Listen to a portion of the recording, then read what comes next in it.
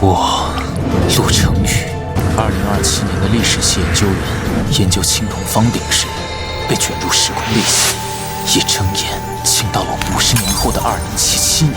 别人穿越是逆天改命，我却带着一场文明湮灭。10、9、8、7、6、5、4、3、2、1。时空裂隙后，英灵圣殿系统现身全球，各国召唤历史名将对决，胜者掠夺能源、领土与科技。华夏因文明商变，无法召唤完整英灵，10年间节节败退，仅剩最后一片南海出海口。如今，全球仅存华夏、北米尔、高黎邦、洛马4大势力。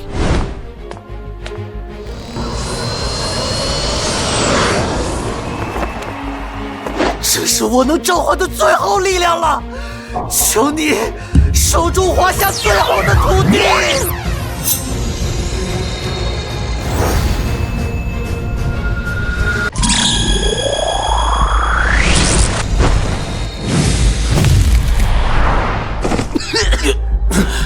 连完整形态都无法凝聚的废物，也敢登上英灵圣殿？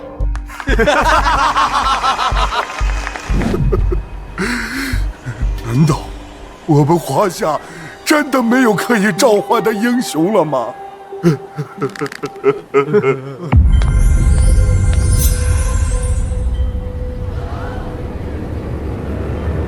来晚了10年，但华夏的战神还没沉睡到永远。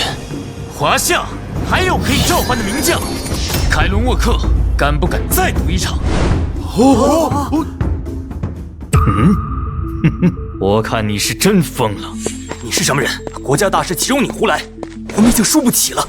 相信我，这一次我会把华夏失去的全部赢回来。事已至此，与其坐以待毙，不如让这位年轻人试一试，他身上有古物的气息。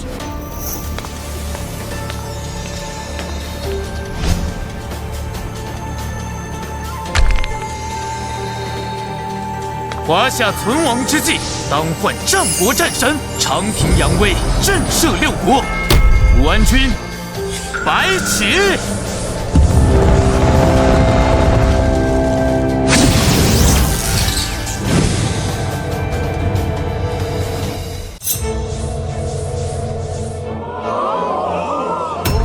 这位将军是谁？为何我从未有过印象？虽然想不起名字，但这股杀伐之气，这是我们华夏的战神，也绝对是。装神弄鬼，巴顿将军，让这个不知从哪里冒出来的野鬼，见识一下现代战争的威力。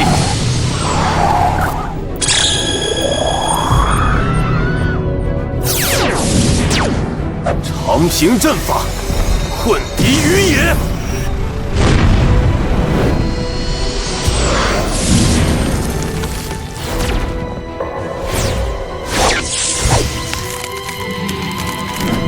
挑战结束，胜方华夏。赢了，我们终于赢了！真的赢了！这不可能，一个古代英灵怎么可能战胜现代名将？赢了，真的赢了！我们华夏还有英雄！英雄，你真是我们华夏的英雄！那位将军究竟是谁？为何我们对此人毫无记忆？他叫白起，战国武安君，华夏历史上的战神。白起是哎，对呀，没听过呀。武安是，对，没听过这个名字。是哪个时代的呀？对啊，不知道。安静，安静！一场拙劣的表演，可惜不合规矩。你们作弊了。众所周知，华夏在文明商变后，历史记忆已经被彻底消解。这份检测报告显示，你们的文明数据库中没有任何关于白起的记录。你们的古籍化为飞灰，你们的博物馆空空如也，你们的国民连自己的开国皇帝都叫不出名字。哼，那么我倒要问问，这个所谓的白起是从哪里冒出来的？你们自己都不认识他，他怎么可能是你们华夏的历史名将？我怀疑这是你们利用时空裂隙的能量漏洞伪造的虚假英灵。作弊！就是作弊！作弊！作弊！卑劣！华夏人果然卑劣！就是。对呀，我们的文明数据库里确实没有关于白起的任何记录。难道真是这年轻人伪造的？陆先生，您能否证明这位将军的身份？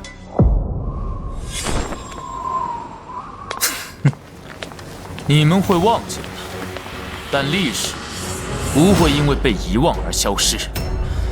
他是华夏战国时期的武安君，战神白起。他出身平民，凭借过人的军事天赋，从士兵一路晋升为秦军统帅。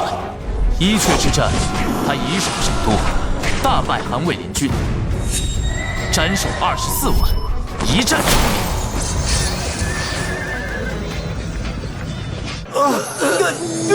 长平，武安君，白起，战神，好像在遥远的记忆有这个名字。我感觉到了，这是历史的厚重感，是战神的杀伐之气。这真的，他是我们华夏的英雄。一生无败绩，杀敌100万人，威震6国，奠定一统。这是历史对他的评价。他是华夏千年历史中最具威慑力的战神之一。现在，你还觉得他是假的吗？我华夏文明只是暂时失忆，但从未消亡。英名白起，认证完成。华夏历史资料库部分修复，匹配度99.9%，确认其为华夏文明历史名将，战斗结果有效。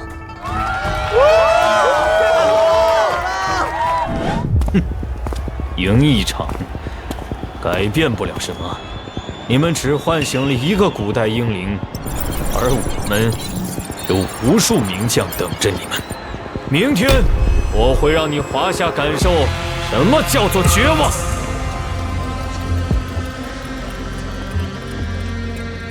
陆先生，明天我们该怎么办？凯伦沃克说的是真的，北米尔有很多现代名将，而且他们的英灵都有科技加持。兵来将挡，水来土掩。我华夏5000年历史，战神辈出，何惧一战？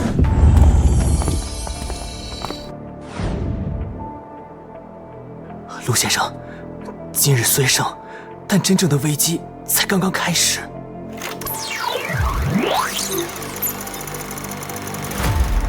北米尔现存可召唤的确认名将至少有56位，而我目前只有白起将军1位。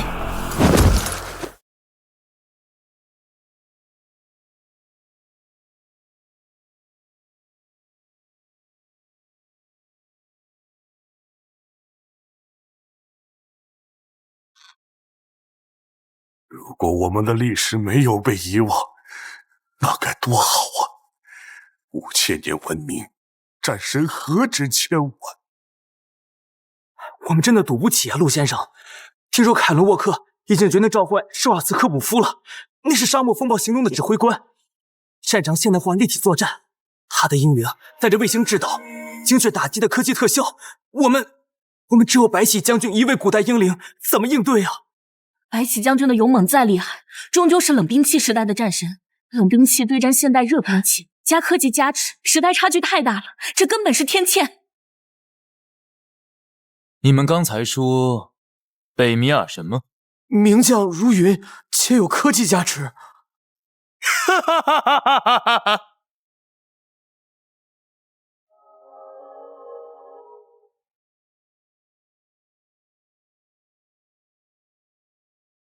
这也配叫名将如云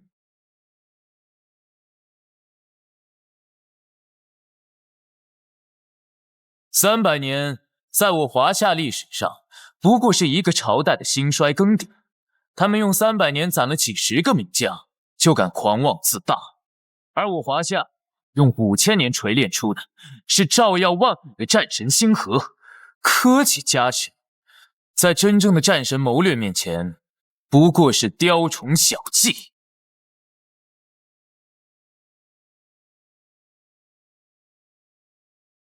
上古时期，黄帝麾下应龙，助黄帝涿鹿之战，擒杀蚩尤，奠定华夏根基。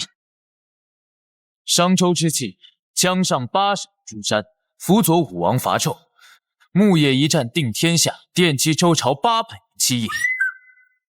春秋战国，除了武安君白起，还有孙武著《孙子兵法》，吴起变法强兵，李牧戍边破匈奴，汉有卫青、霍去病率铁骑出塞，封狼居胥，扬我华夏国威。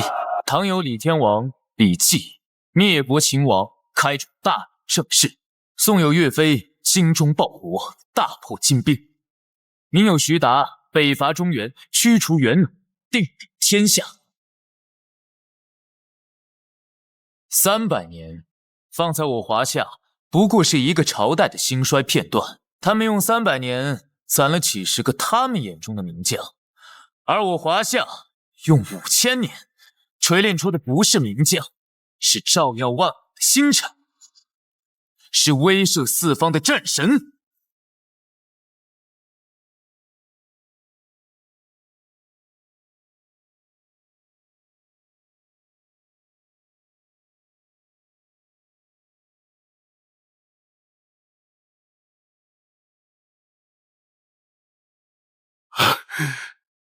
陆先生，明天请您再为华夏出战一回吧，我们相信您。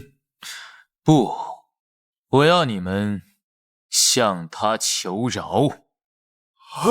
什么？求饶？陆先生，这会让华夏沦为全球的笑柄。是啊，我们刚刚赢了一场，好不容易提振了士气，这一求饶，之前的努力就全白费了。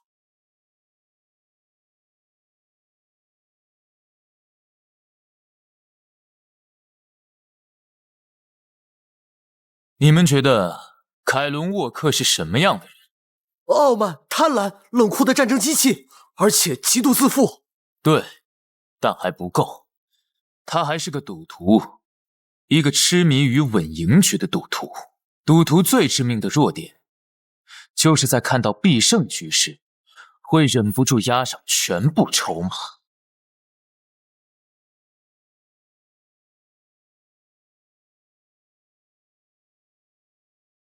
现在我们只有白起。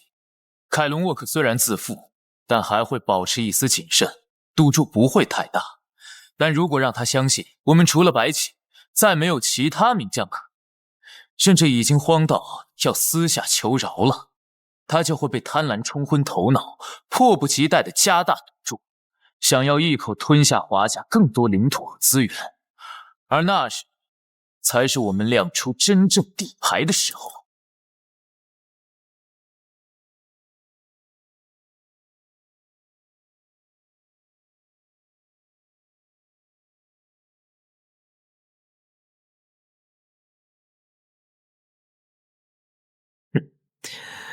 果然撑不住了，白起能量耗尽，陆成女体力透支，很好，这正是我一口吞下华夏的最好时机。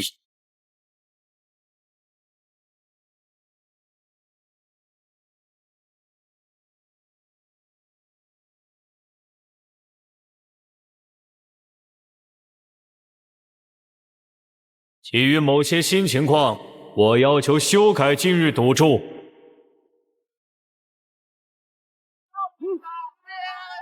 我今天的战斗，华夏输了。我们除了要得到剩下的出海口之外，还要华夏永久开放稀土开采权。若我们输了，就归还过去10年赢得的所有华夏领土。赌注，我接受。另外，若我赢，请北米尔联盟向世界承认一句话。什么话？华夏文明薪火不灭。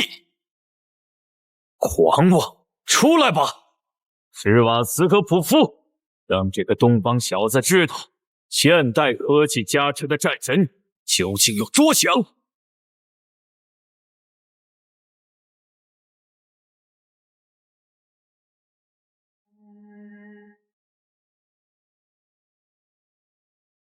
听说你们想用冷兵器时代的野蛮对抗我的科技洪流，真是可笑。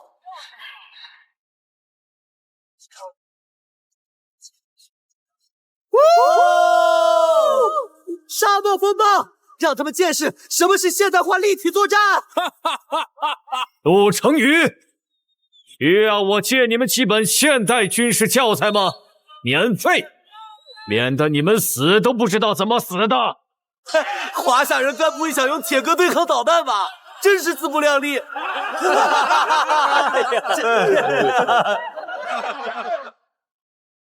哼。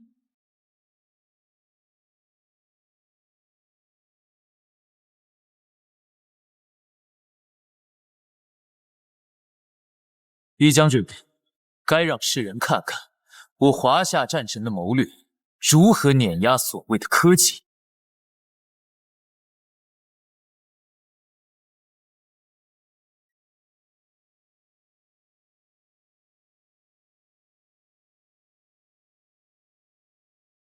真是个书生吧？穿着长袍甲胄，能打赢科技战神？你们华夏已经穷到连科技加持都做不到了，只能召唤这种落后时代的英灵。铁舟、铁鸟，哼，倒是新奇，可惜不懂谋略，终究是废体。哼，装神弄鬼！我的护卫队曾横扫沙漠，你算什么东西？也敢妄谈谋略？就凭他是大唐魏国公，一生灭4国，擒4主，用兵如神，被誉为军神。他曾以3000骑兵大破东突厥10万大军，以数万兵力千里奔袭，灭土于浑，运筹帷幄之中，决胜千里之外，说的就是他。哼！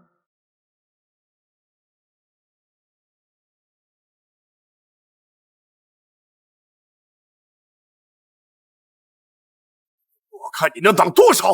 今天就让你见识一下科技的碾压！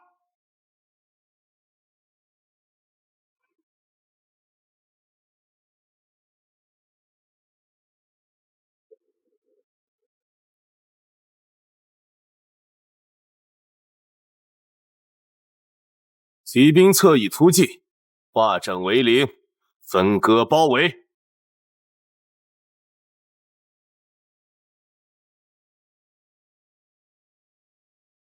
够了！见识一下现代战争的终极杀招——精确制导、饱和打击！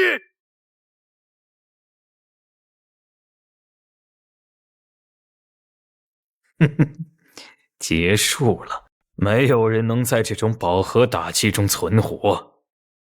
啊！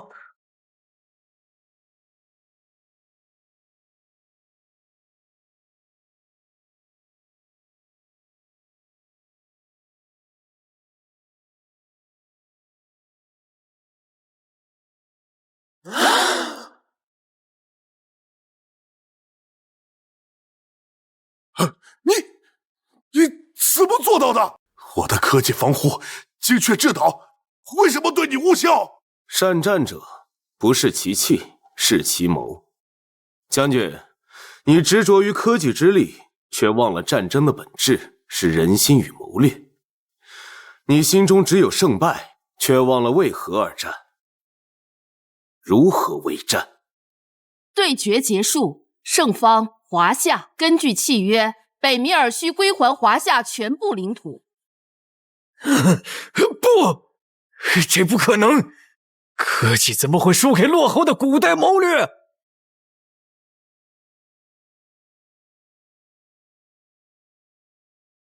诸位是不是在想，这位银甲将军究竟是何方神圣？为什么我们对他毫无记忆？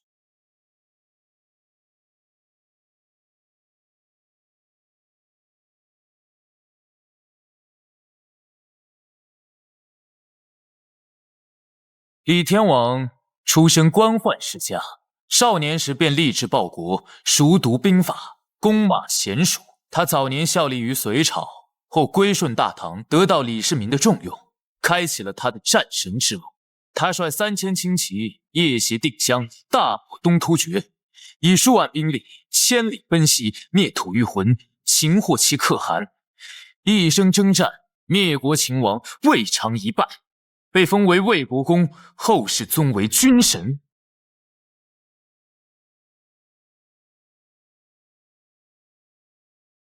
这就是我们的将军，不靠钢铁巨剑，不是火药枪炮，仅凭一身银甲，满腹谋略，一颗精忠报国的志心，便能叫天地变色，让山河易斗。这样的将军，我华夏青史中还有千百位，他们的名字或许被遗忘，但他们的精神早已融入我们的血脉。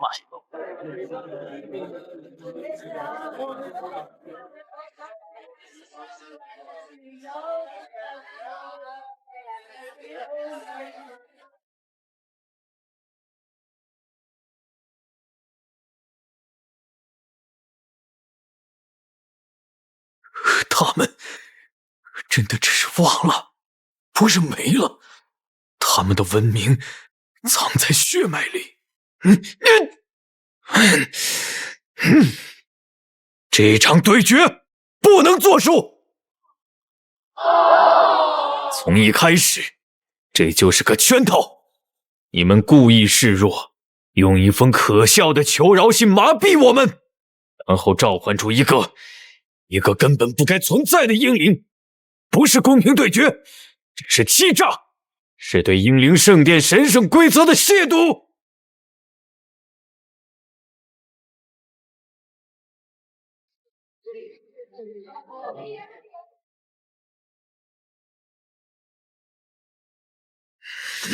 看，他们早就计划好了，利用我们的诚信设下陷阱。这个李天王根本不是华夏的历史英灵，是他们用青铜方鼎碎片伪造的。卑鄙的东方人，作弊！取消他们的胜利，我们要求重赛。无耻！赌约定下，全球见证，系统裁决已出，你怎能出尔反尔？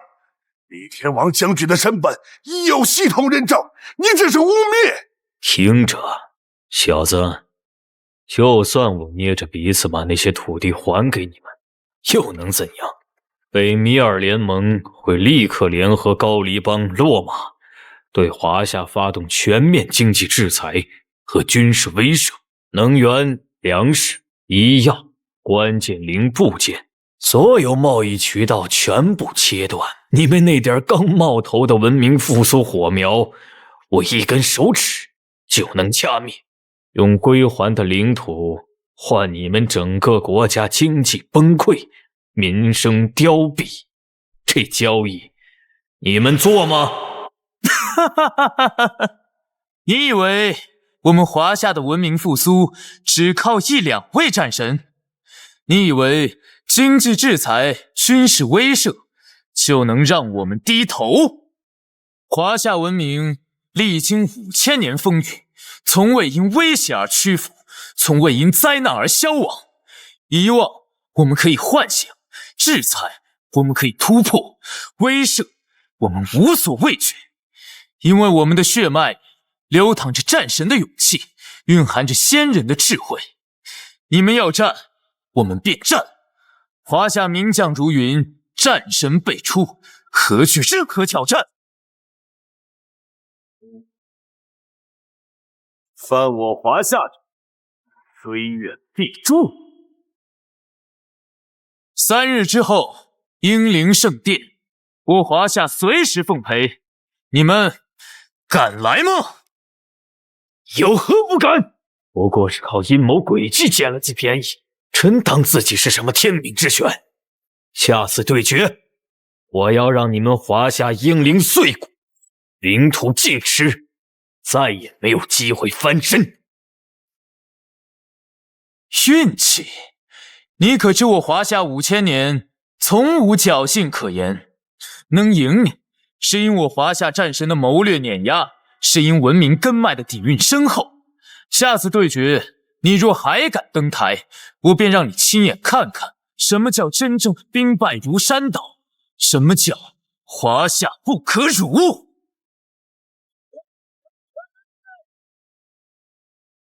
华夏赢了2场，就真以为自己是文明正统了？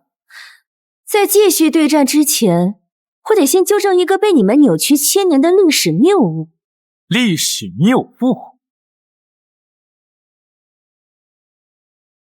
这位著有《孙子兵法》被誉为兵圣的孙武，根本就不属于华夏。他是我们高黎帮的先祖，是你们华夏厚颜无耻剽窃了我们的文明瑰宝。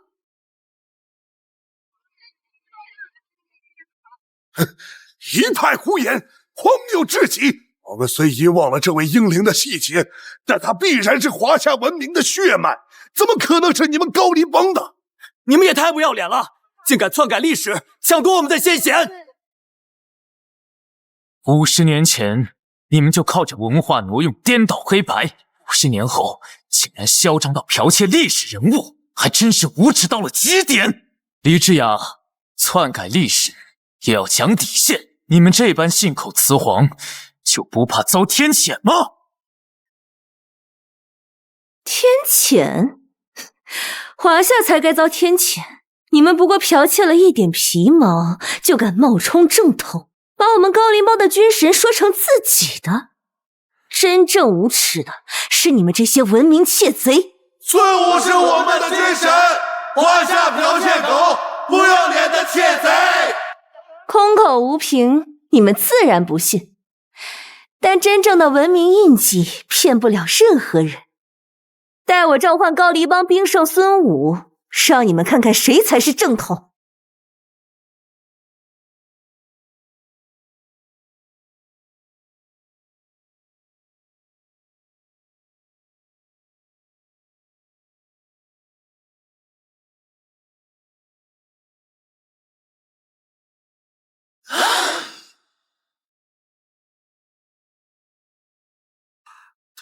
他真的召唤出来了，这怎么可能？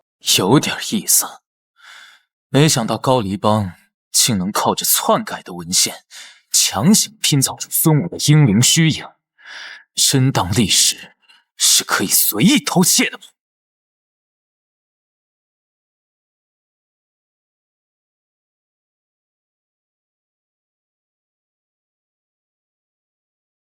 看到了吗？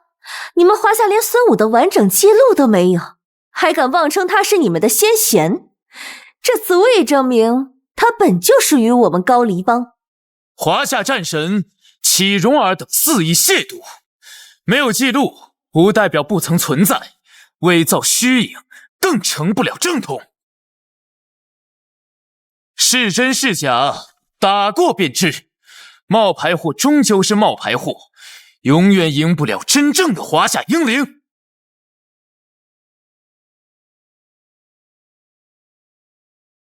好，既然你冥顽不灵，我便让这真正的兵圣撕碎你们的幻想。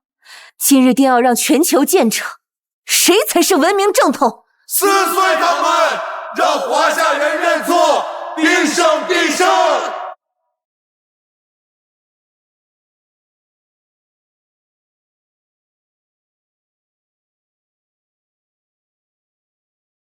华夏存亡，兵圣出鞘，请战国兵圣孙武先生显圣。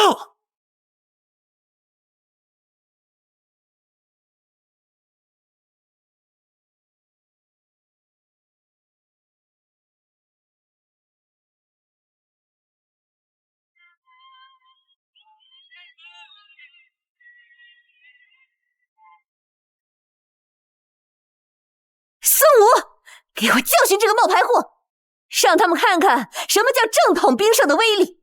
假的永远成不了真的。杀他！干掉这个假货，让华夏人跪地认错。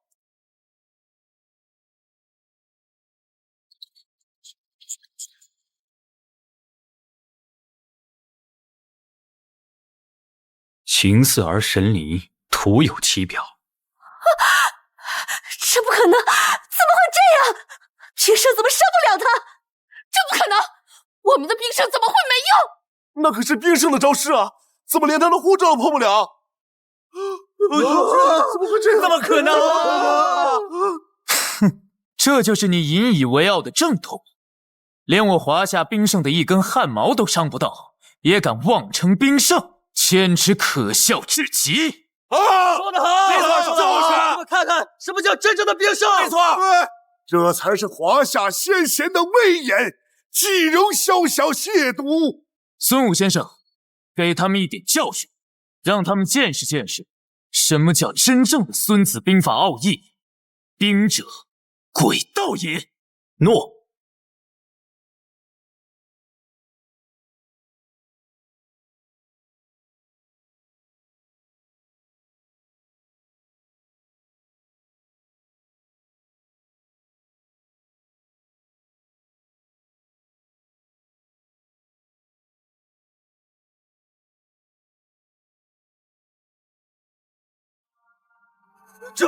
这气伤怎么会这么强？比我们的兵圣强太多了。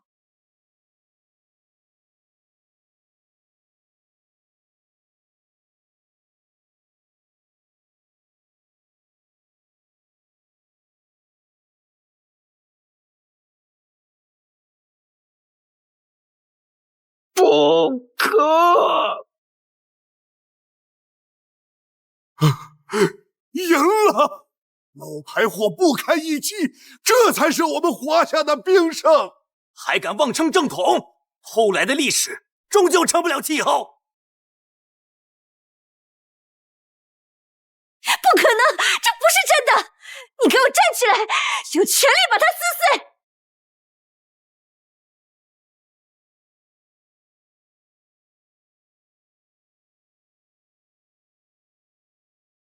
偷来的名分，借来的力量，今日彻底消散吧。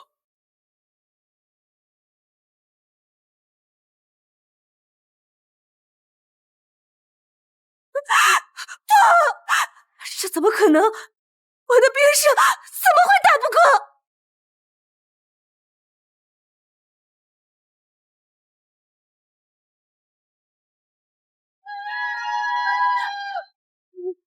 不可能！我们的军神怎么会被秒杀？这不是真的！这不可能！我们的兵圣不可能这么弱！伪英灵彻底湮灭，高黎帮存在文化挪用、伪造英灵行为，违反英灵圣殿核心规则，永久剥夺一次召唤权限。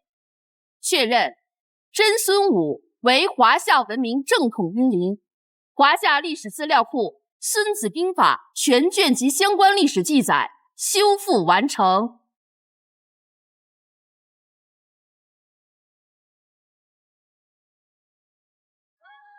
不过是侥幸赢了一场，别得意太早。我们高黎帮不会就这么散了。站住！我给你们高黎帮一个机会，把这些年偷来的华夏文化、篡改的历史文献全部归还，公开更正。今日我可以饶过你们这一次的冒犯。归还文化，更正历史。偷？我们根本没有偷，那些本就是我们高黎帮的文明。倒是你们华夏，不过是侥幸赢了几场，就真以为自己能翻身。你们早就是强弩之末，不过是苟延残喘罢了。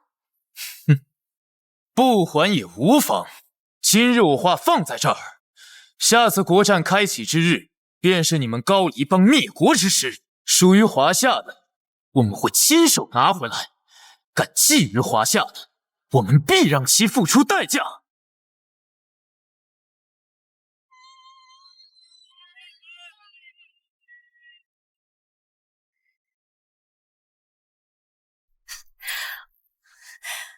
灭国？就凭你们，华夏早就没了完整的文明数据，撑不了3个月。我们的文明掠夺计划已经成功大半，用不了多久，所有华夏文化都会被刻上高黎帮的名字。怎么会这样？怎么可能？不耻至极！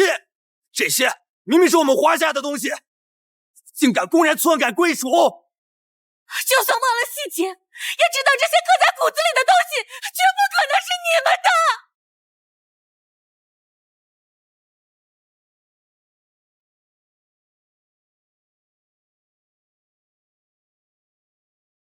李智雅，你永远不懂，华夏文明从不是靠冰冷的数据记录，而是刻在每个华夏人的骨子里，融在血脉里的精神信仰。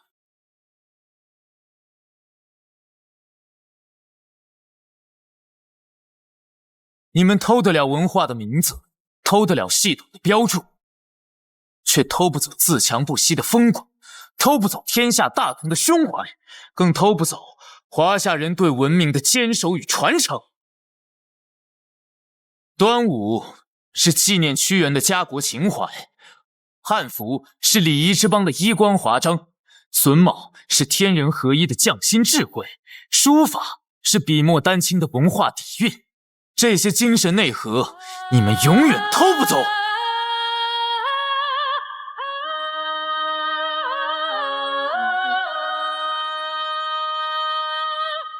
华夏正统不容窃取，文明薪火永不熄灭。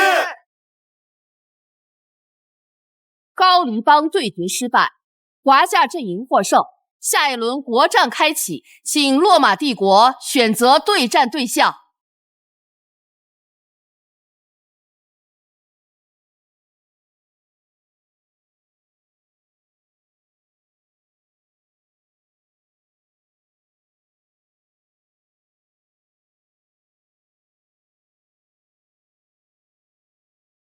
当然是选择华夏。这一次，我们落马帝国将一举吞并华夏。哼，什么文化争斗，全是狗屁垃圾。战争的本质只有一个，武力。只有绝对的力量，才能决定一切。哼，没有文化底蕴，没有战术谋略，像你们只会靠蛮力横冲直撞，跟圈里的蠢牛有什么区别？说得好！这莽夫就是没脑子！哼，本理终难持久，文武并济方为正道。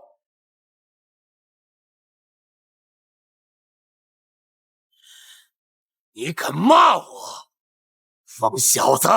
我要撕碎你，再踏平你们的华夏阵营，彻底从这世上消失！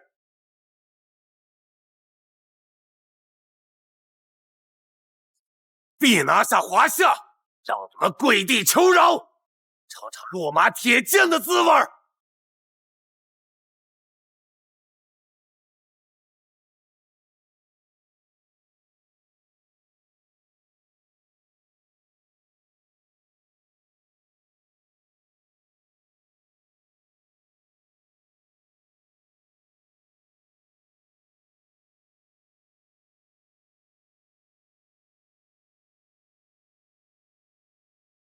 哈哈哈哈哈哈！看到了吗？这就是亚伦思修大帝，是1000年前横扫欧亚，未尝一败。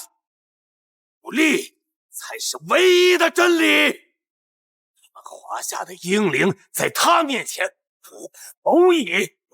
今日就是你们的死期！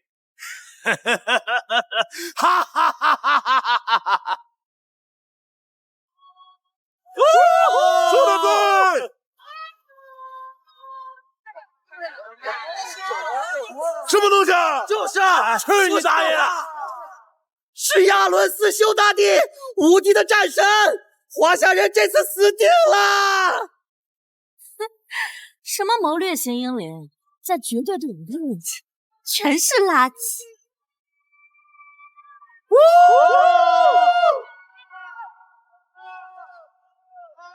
这气场也太强了！我们之前的英灵都是靠谋略，就让这种纯武力战神，怕是没胜算呀。陆先生还能召唤其他英灵吗？就算能召唤得出来，我们的英灵能打得过吗？陆先生，这亚伦思修大帝以武力闻名，我们的英灵擅长谋略，硬碰硬怕是吃亏。你还有办法吗？是啊，陆先生，我们有能操纵战阵的武力英灵吗？我们有吗？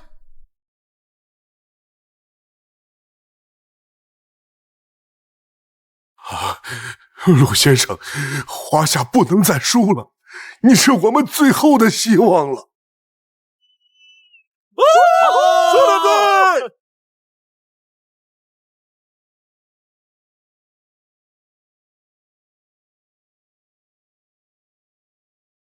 诸位放心，泱泱华夏5000年文明，岂会缺了能征善战的武将？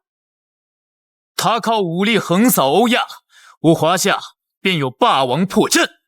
既然要比武力，那我便请出一位真正的战神，让他见识一下什么叫华夏霸王的雷霆之威，让他见识一下什么才是真正的霸王，什么叫做与之神勇，千古无二。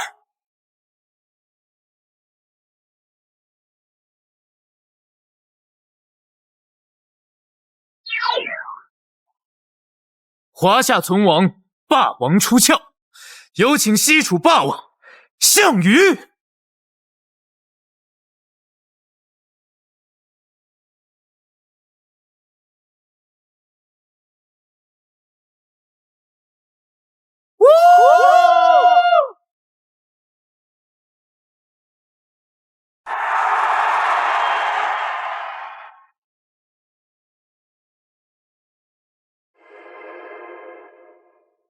这就是咱们华夏的武将，气场也太强了，压迫感直接拉满。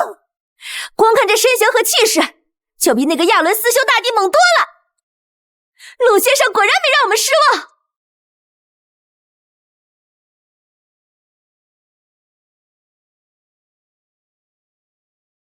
这便是西楚霸王项羽，华夏历史上公认的第一武将，力能扛鼎，勇冠三军，一生大小70余战，未尝一败。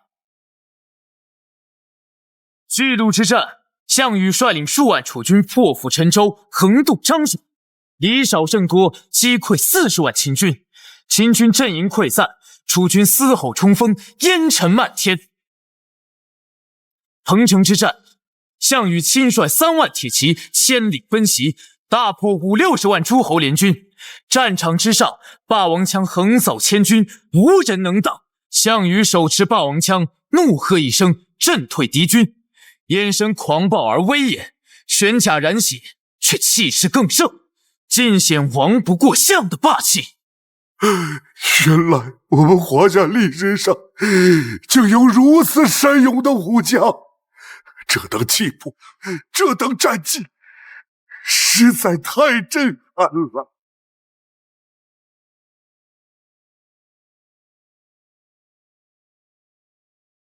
这么厉害的英雄，我们为什么会忘记？文明上天，竟让我们丢了这么多宝贵的记忆。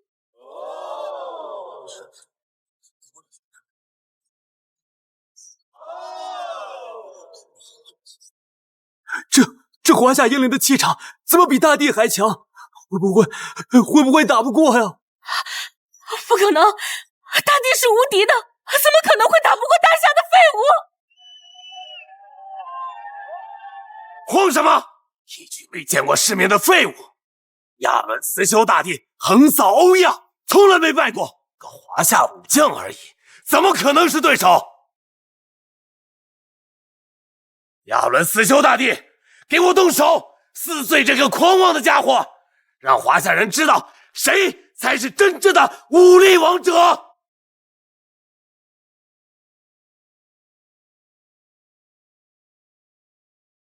华夏武将，识相的便速速认输，我剑下不斩无名之辈，免得刀剑无眼，辱没了我的威名。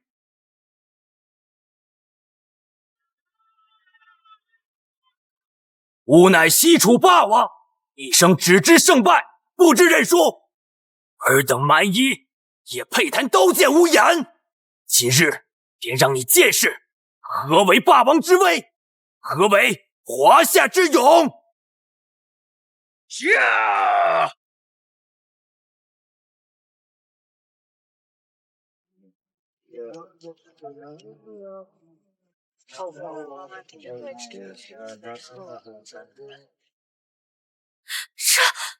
这也太夸张了！千军万马的围攻，霸王一个人怎么挡得住？陆先生，快想想办法呀！这么多护卫队，就算霸王再能打，也扛不住呀！是大帝的千军万马，华夏人死定了，这波绝对赢了！什么西楚霸王，在大帝的护卫队面前，不过是待宰的羔羊！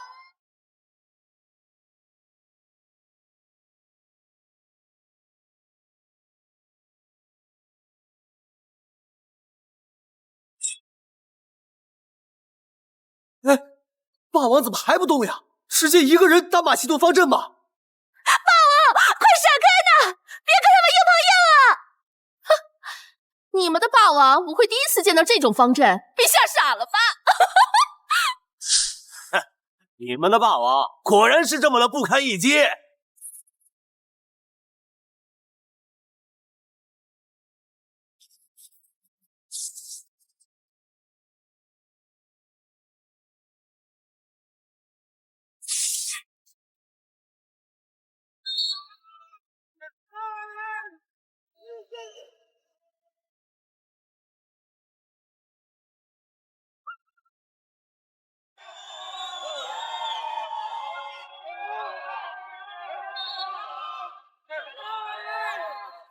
中了！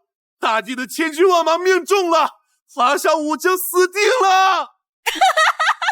什么西楚霸王，还不是被我们大帝的护卫队碾碎？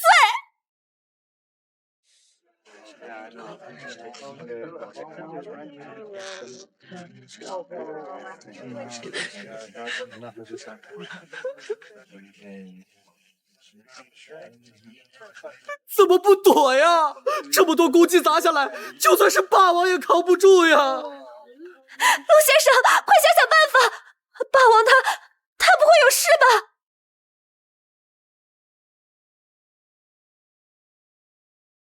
完了，这下真的完了！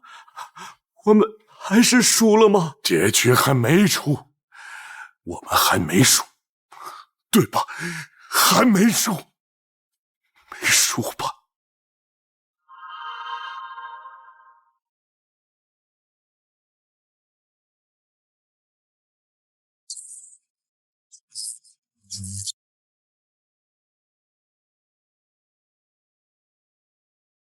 这些攻击对西楚霸王而言不过是挠痒，他不是在等死，而是在觉醒最强状态，唤醒体内沉睡的霸王之力。霸王之力觉醒，将举世无敌。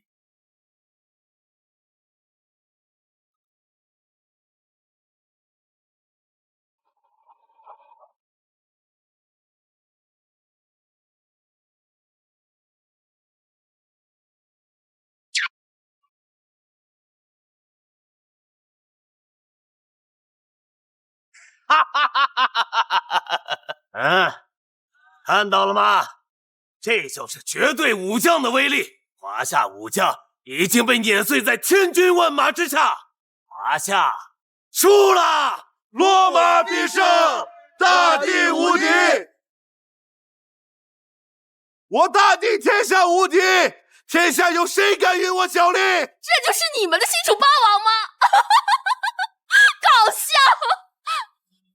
哈哈哈哈哈哈！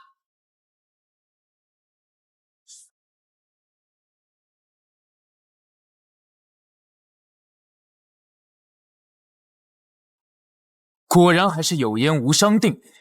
霸王怎么可能会被小小的大帝伤到？那可是力能绝顶的存在啊！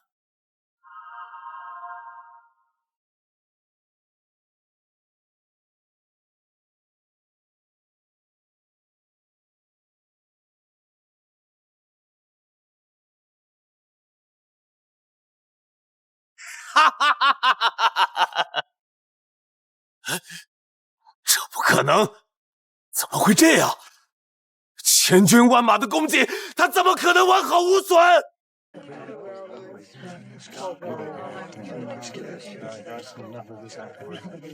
怪物，他是怪物！这么强的攻击，怎么可能一点事都没有？不是人，这根本不是人能做到的。我们的千军万马，竟然连他的护盾都破不了。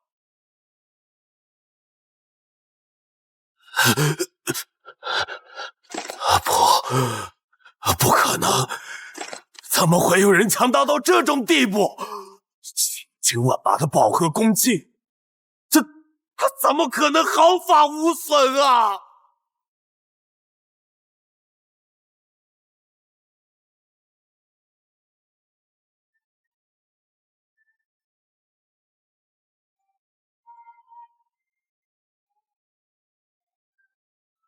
霸王，这就是我们的西楚霸王，战神无敌！华夏战神名不虚传，这才是真正的武林巅峰。这就是西楚霸王。不可能！我的千军万马怎么会对你无效？你到底是什么怪物？这就是你全部的力量？哼！若只有这点能耐，未免太让我失望。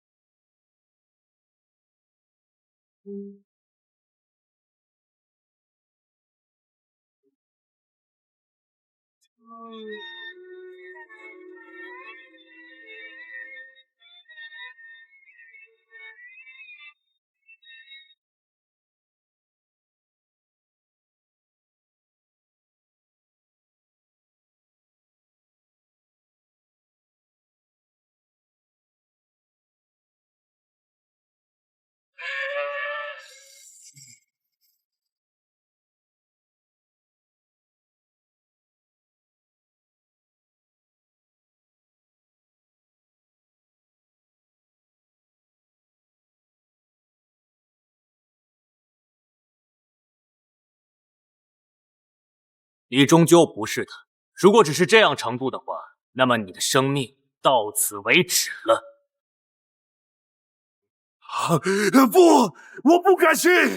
我是横扫欧亚的大帝，怎么能败于你手？就算是死，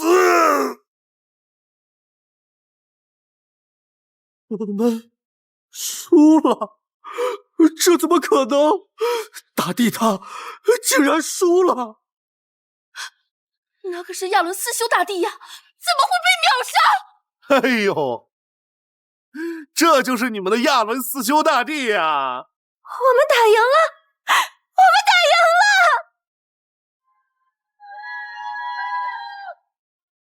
废物，一个华夏武将都打不过，落马帝国的脸全被你丢尽了！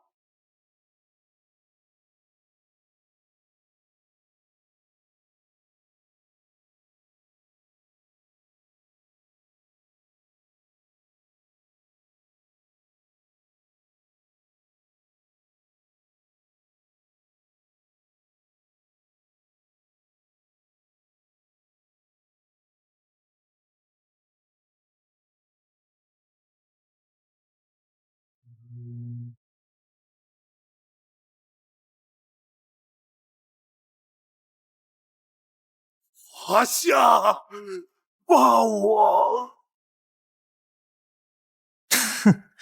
与之神勇，千古无二。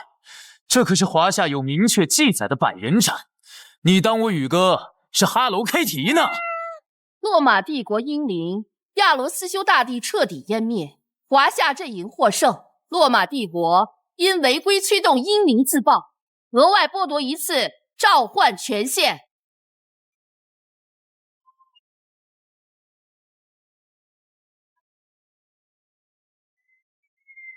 西楚霸王，西楚霸王，华夏必胜！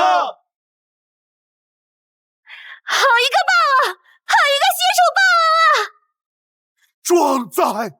西楚霸王，华夏战神！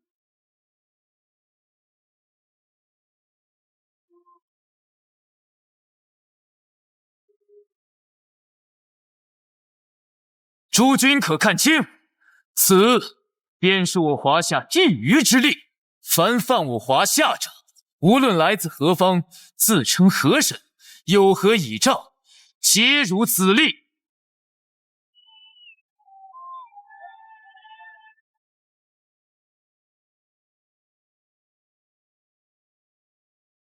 不可能，这绝对不可能！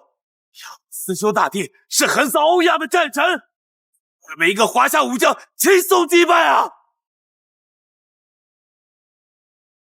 假的，都是假的！我们的大帝怎么会输？这是英灵圣殿搞的鬼！太可怕了！华夏的武将怎么会这么强？不费吹灰之力就赢了，我们的最强战士连还手的机会都没有。华夏人肯定耍了手段，怎么可能战胜亚伦思修大帝？输了就是输了，没有任何借口。今日落马惨败，按约定即刻交还侵占华夏的全部领土。往后无论哪个国家敢来挑衅，我华夏都接着。但只要你们输了，就必须双倍奉还掠夺的一切。华夏阵营连胜3场，触发文明连胜福泽。福泽效果：一、华夏所有子民体质强化，免疫力提升30%。效果2、国民精神力增强，孩童文明启蒙速度翻倍。效果3、华夏境内自然环境轻度修复，灾害发生率降低。效果4、奖励青铜方鼎碎片1枚，文明锚点强化。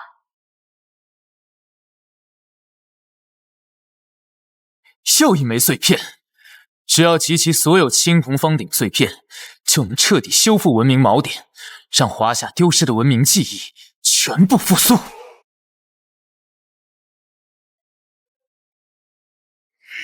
废物，全都是废物！落马连这点小事都办不好，高黎帮更是不堪一击。立刻启动终极召唤计划，将我们隐藏的最强英灵唤醒。华夏必须死！他们的领土和文明只能属于北米尔。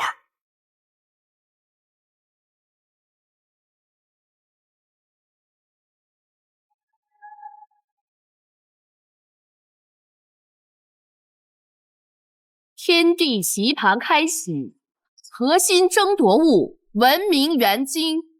文明元晶功效：一、延长所属国所有国民寿元10年。2、全面强化国民体质，免疫常见疾病。3、唤醒国民部分潜藏文明天赋。4、提升所属国英灵召唤成功率50%，英灵强度增幅30%。5、修复所属国10%文明记忆缺失。快，召唤我们最强的英灵！不惜一切代价，一定要拿下文明元晶！启动最高权限，把所有能量都供给召唤台。这枚元晶，我们势在必得。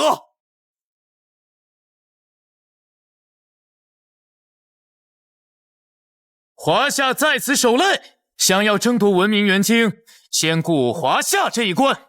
谁人不服，尽管上来！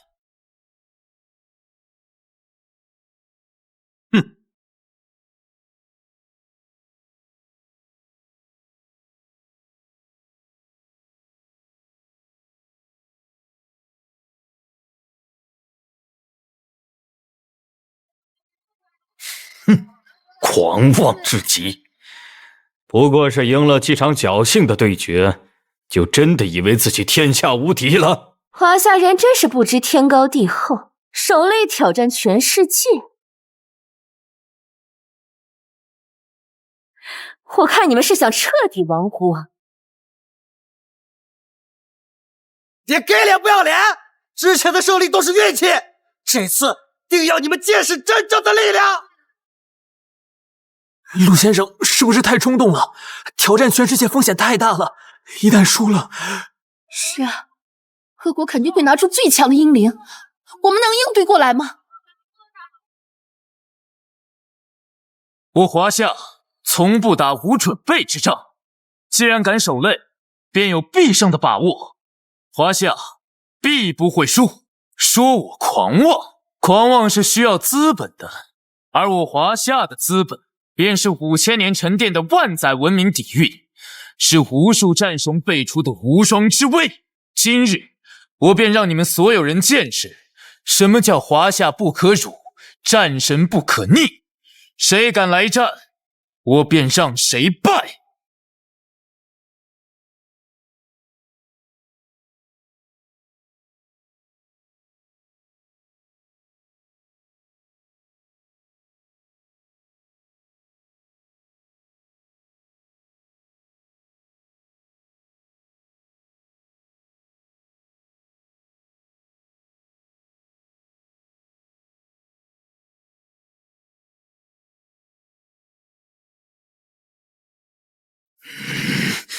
狂妄之徒，真以为赢了几场就天下无敌？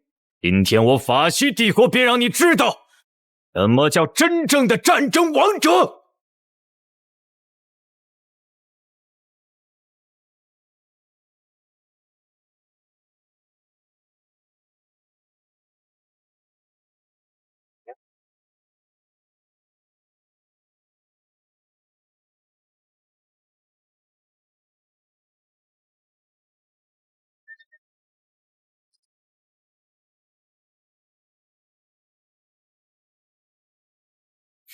哈哈哈哈！见识到了吗？这便是我法西帝国的战争之父纳迦伦，战略战术双绝的顶尖大师，一生征战50余场超大战役，横扫欧洲无敌手。有他在，这文明元晶必定是我们法西帝国的囊中之物。华夏，准备好迎接灭亡了吗？纳迦伦大帝万岁！华夏人这次死定了！什么华夏战神，在战争之父面前不过是跳梁小丑。战争之父一生50多场大胜，这么厉害，我们还有胜算吗？战争之父，在我眼里不过如此。我华夏5000年历史，谋略大师层出不穷。论战略战术，还轮不到一个外邦人在这班门弄斧。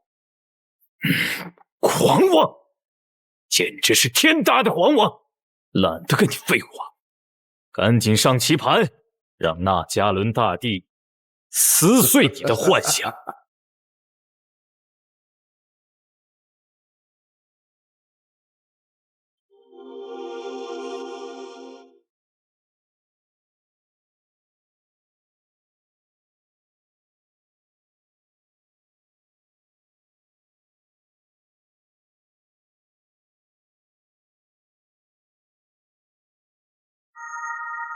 这位便是我华夏3国时期的卧龙先生诸葛亮，集战略、战术、谋略于一身的千古奇才，神机妙算，运筹帷幄之中，决胜千里之外。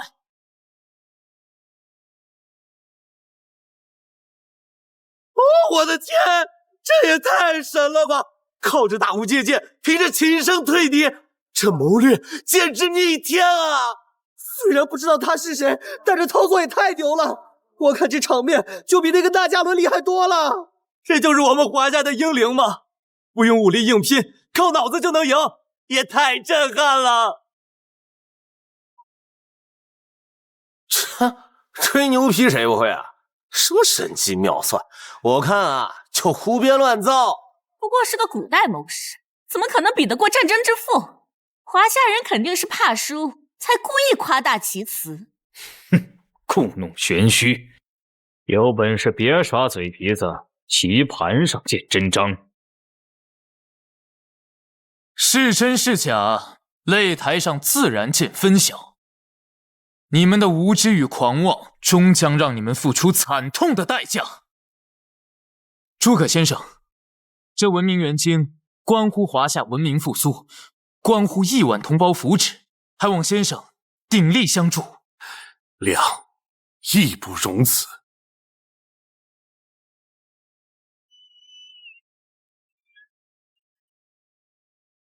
双方选手已登场，天地棋盘活化，随机抽取各国军营士兵各100名，传送至战场。规则：双方英灵制定战术，指挥士兵击败对方，或夺取棋盘中央的文明元晶，即为胜利。左翼护卫队迂回包抄，占据西侧高地，架设炮阵；中路护卫队正面推进，吸引敌军注意力；右翼精锐护卫队前行，直取文明元晶，务必在1炷香内结束战斗。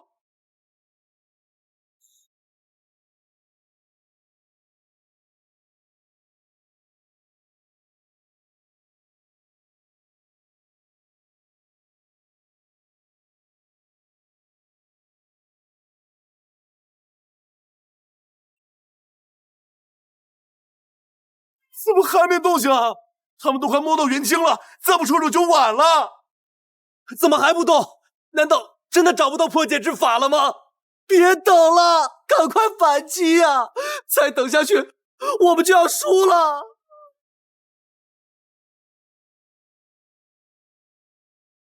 哼，什么神机妙算，根本就是束手无策。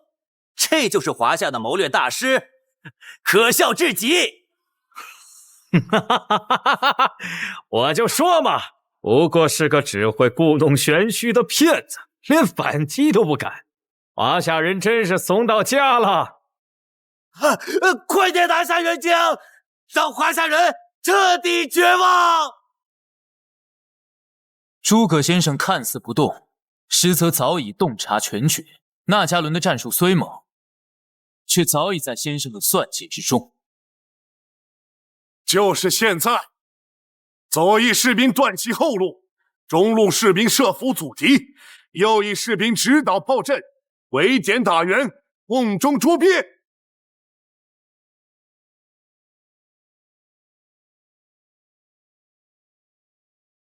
左翼20人着轻甲，携带火油囊，绕到西侧密林埋伏，待敌中路过半，纵火扰其阵型。中路50人分3队列鹤翼阵，正面佯攻，只守不攻，拖延时间，吸引敌军主力。右翼30人随我抢占东侧高地，架起连弩，待敌军阵型散乱，居高临下发起突袭。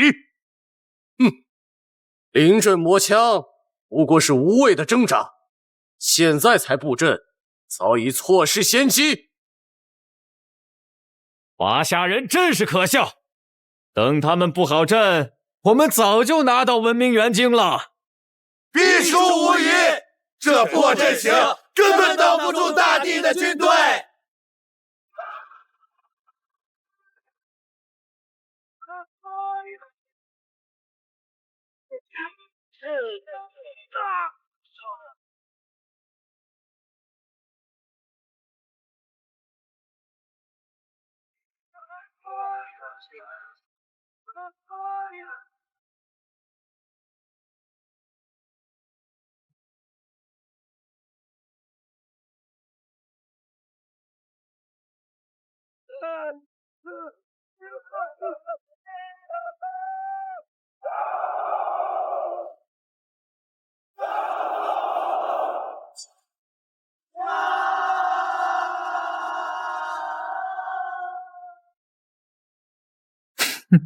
囚车，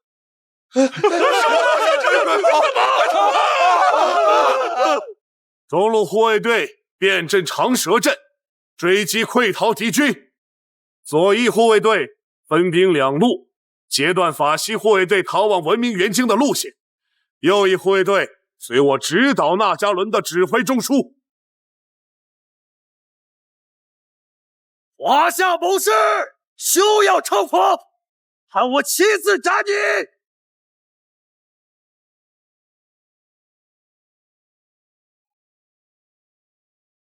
匹夫之勇，不足为惧。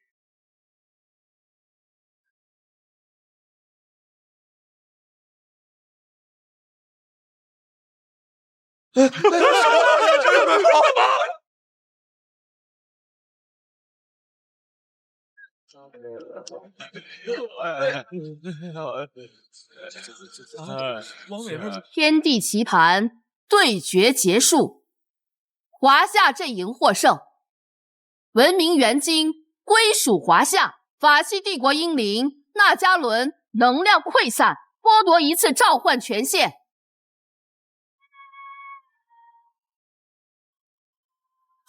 这就是诸葛丞相，太酷了！这就是运筹帷幄，决胜千里之外吗？这样的男人也太有魅力了。这就是华夏谋略的威力，凡敢挑衅华夏者，必遭惨败。华夏必胜！华夏必胜！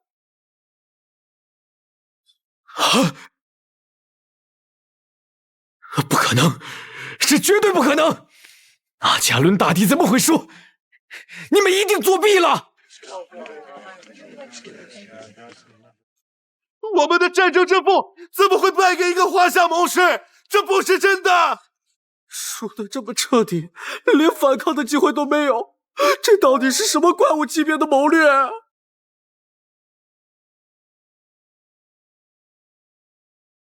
华夏阵营获得文明元京，触发文明复苏福泽。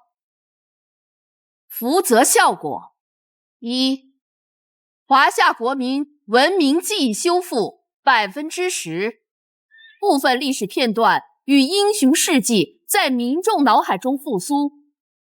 效果二、华夏英灵召唤强度永久提升20%，召唤成功率增加30%。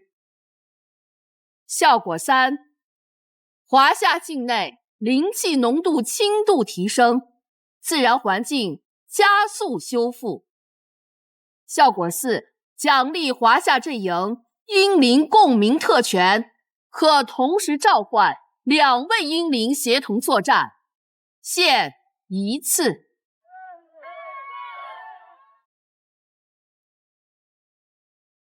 我好像想起了，这位先生叫诸葛亮，是能呼风唤雨的谋略大师。文明记忆在复苏，我们的历史没有消失，这就是文明元京的力量。法西帝国已败，文明元京归华夏所有。下一位，谁敢登台挑战？检测到华夏阵营获胜，开启第2颗文明元京争夺。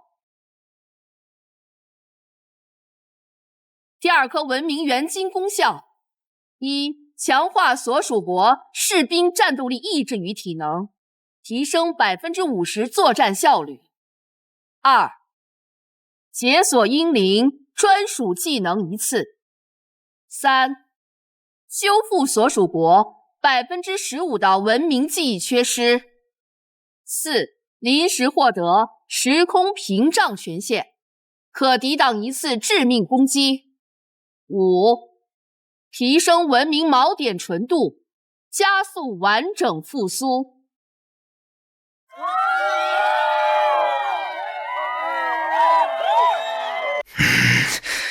该死的华夏人，连续夺走2颗文明元京，这绝不能容忍！启动最高权限，唤醒我们隐藏的终极战力。这一次，必须让华夏彻底覆灭，把文明元京抢回来。是，战略之父召唤程序启动，能量填充中。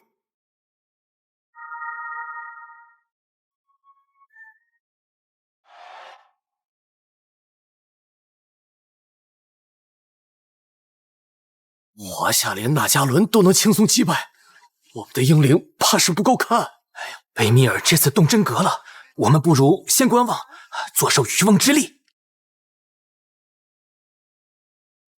华夏战神辈出，文明薪火不灭，任何挑衅都只会自取其辱。北米尔既然迫不及待，那便上台一战，我华夏奉陪到底。不过我劝你，拿出你们真正的实力，否则只会重蹈法西帝国的覆辙。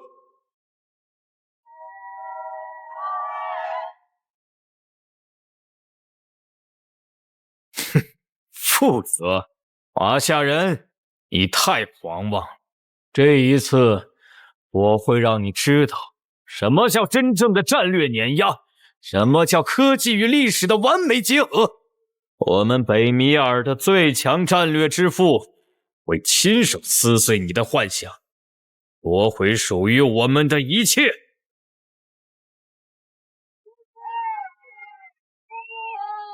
陆成宇，你的好运到头了，今日便让你见识北米尔真正的终极力量。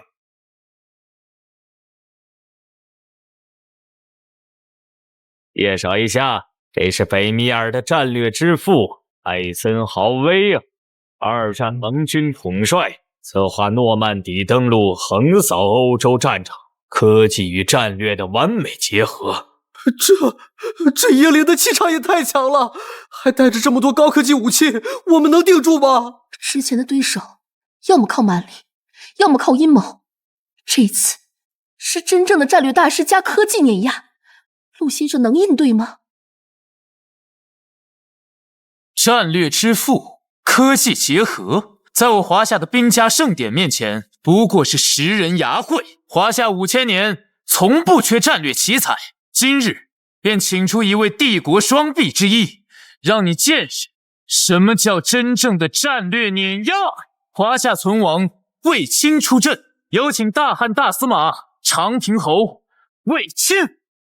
卫青，大汉开国名将，一生7击匈奴，收取河数，奇袭龙城，打破匈奴不可战胜的神话。他以迂回包抄、长途奔袭著称，凭4万铁骑横扫漠北，让匈奴远遁，漠南再无王庭。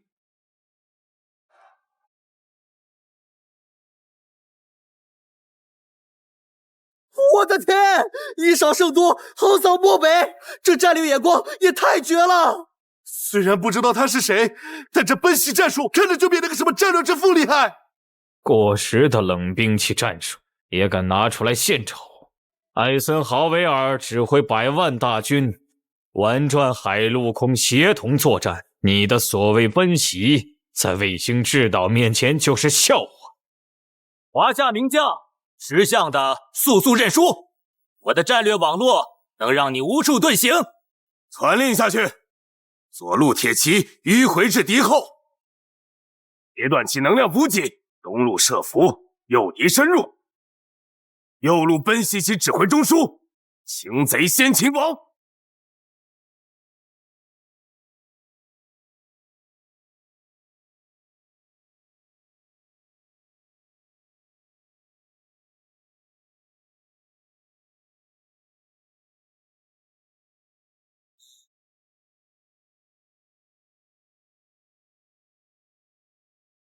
饱和打击，让他们在科技洪流中化为灰烬。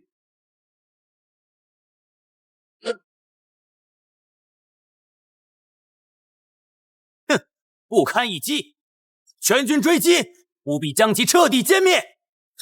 哈哈哈！我说过，科技面前，一切阴谋诡计都是徒劳。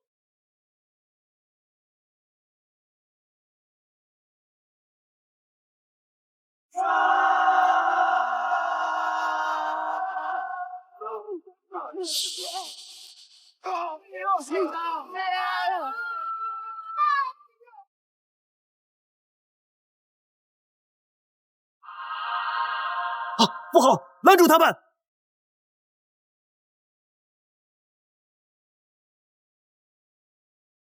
不可能！我的战略网络怎么会失效？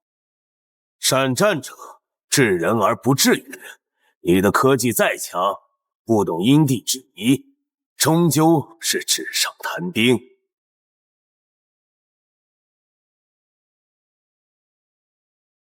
天地棋盘对决结束，华夏阵营获胜，文明元晶归属华夏。北米尔终结召唤失败，英灵能量彻底溃散，剥夺3次召唤权限。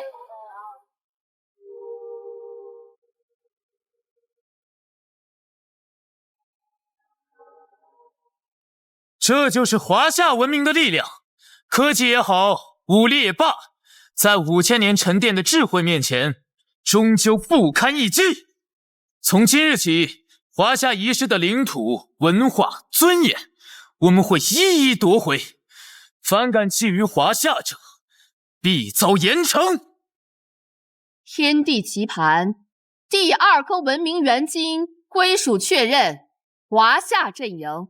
北米尔联盟终极召唤失败，英灵埃森豪威尔能量彻底湮灭，追加剥夺3次召唤权限，10年内禁止参与文明元晶争夺。不，这不可能！我们有最先进的科技，有战略支付加持，怎么会输给一个冷兵器时代的武将？假的！都是假的！英灵圣殿一定被华夏操控了。连续2颗元晶都被夺走，华夏难道真的不可战胜吗？华夏阵营获得第2颗文明元晶，触发文明跃升福泽。效果1：华夏国民文明记忆修复 15%， 更多历史人物、英雄事迹与文化典籍在民众脑海中复苏。效果2：华夏士兵战斗意志与体能永久提升 50%， 战场适应性、战术执行力同步增强。效果3：解锁所有华夏英灵专属技能，召唤强度再增 30%， 英灵与召唤者共鸣效率翻倍。效果4：华夏境内自然环境大幅修复，荒漠变绿洲，江河水质净化，灾害发生率降低 80%。效果5：文明锚点纯度提升至 70%， 青铜方鼎碎片融合加速，解锁华夏文明守护屏障。华夏不可战胜，文明薪火不灭。2颗文明元晶见证华夏的崛起。从今日起，任何觊觎华夏领土、掠夺华夏文化的行为，都将遭到最猛烈的反击。今日起，犯我华夏者，虽远必诛。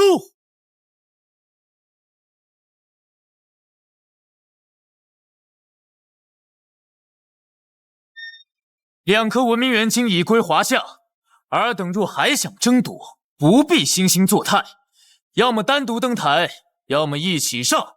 华夏之地，万国来战，亦能斩之。检测到华夏召唤者开启万国来战模式，触发专属 buff： 1、华夏所有英灵强度临时翻倍，专属技能无冷却； 2、路程与精神力增幅100%，可同时链接3位英灵； 3、文明守护屏障强度提升 50%， 免疫神级以下威压。装腔作势，华夏肯定是没底牌了，才敢用这种话虚张声势。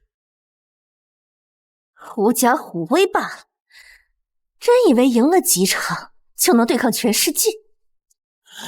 狂妄的东方小子，我们联手定要将你和华夏英灵碎尸万段！陆先生是不是太冲动了？同时对抗所有国家，风险太大了。一旦失手，之前赢回的领土和文明元晶就全没了，华夏再也输不起了。陆先生，这可是万国来战啊！稍有不慎，便是万劫不复。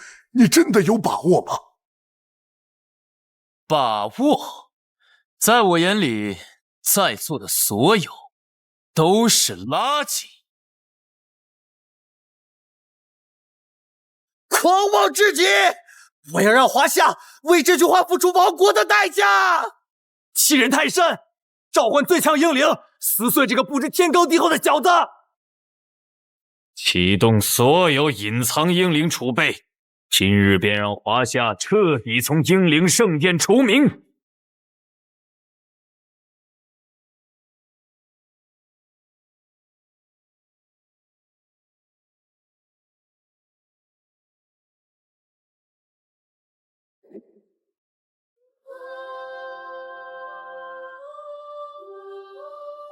没想到，竟然在此时觉醒神域，远古神话的契约被激活了！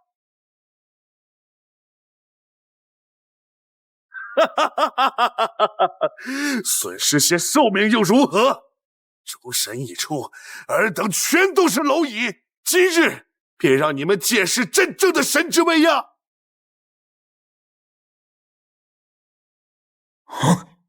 神话人物？这不可能，英灵体系根本不包含神灵。神域觉醒，竟然真的有人能沟通远古神话！怎么会这样？怎么可能？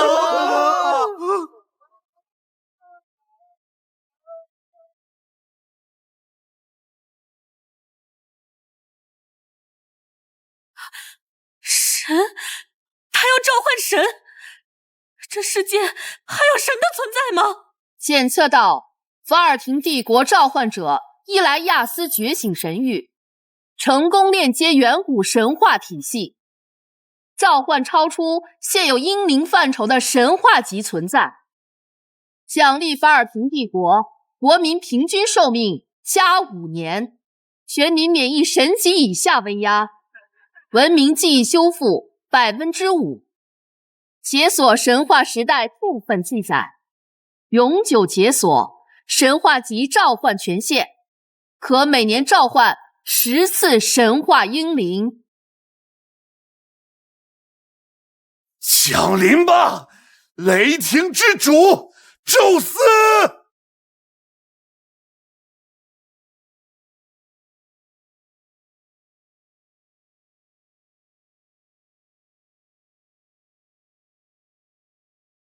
渺小的凡人，召唤5只降临，所求为何？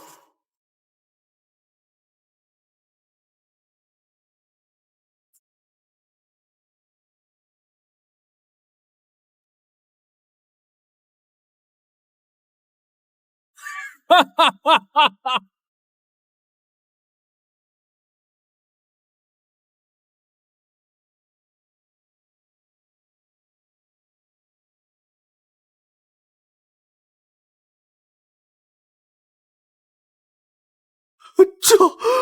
这根本不是一个层级的力量，神怎么可能打得过？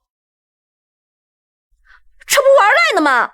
我们在这讲历史，你们搁这儿给我整神学。堂堂的西方神过来跟我们这个凡人打，这不扯淡吗？华夏真的要止步于此了吗？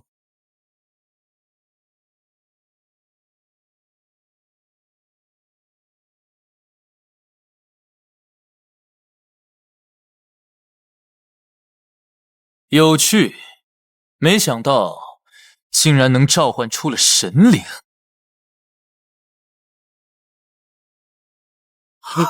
是他，奥林匹斯至高神王宙斯，执掌雷霆，控御众神，毁灭世界不过弹指之间。没想到范尔廷竟能召唤出真神，神灵之力远超英灵范畴。宙斯神王降临，华夏那些所谓的战神不过是待宰的羔羊。你们这是不见棺材不掉泪。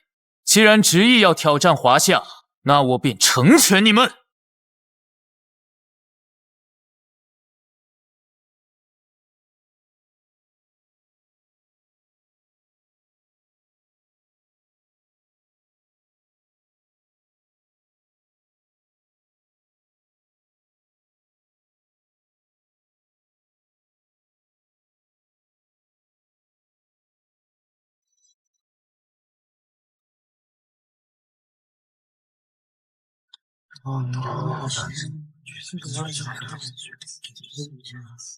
陆先生，一定要成功啊！这是我们最后的希望了。召唤神灵的能量波动太恐怖了，陆先生能承受得住吗？华夏的神灵一定要险胜啊！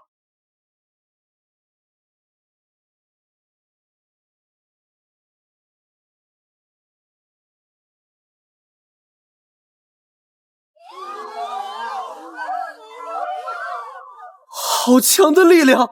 这就是我们华夏的神灵吗？光是威压就比宙斯还恐怖。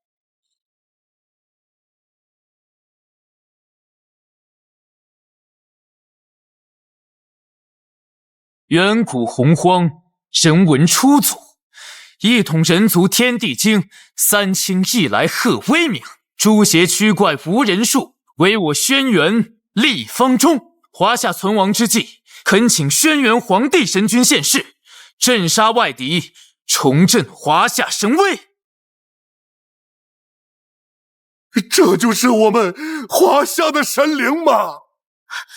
这好像并不比那个神王宙斯要弱。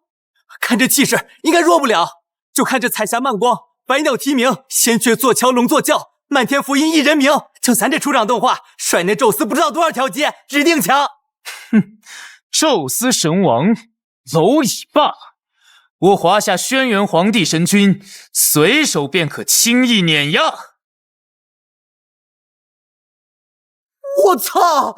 这就是我们的黄帝神君，简直帅炸了！大丈夫当如是也。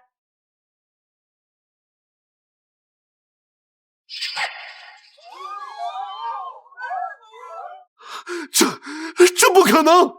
华夏竟然真的能召唤神灵！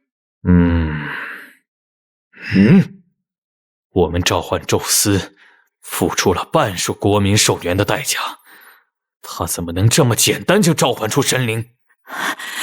就算召唤出来又怎么样？宙斯神王一定能击败他。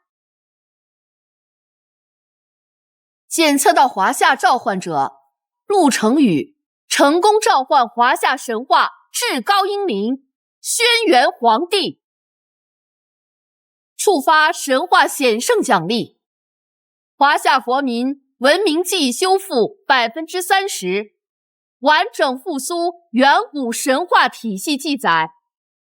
华夏文明锚点纯度提升至100%，青铜方鼎完全修复。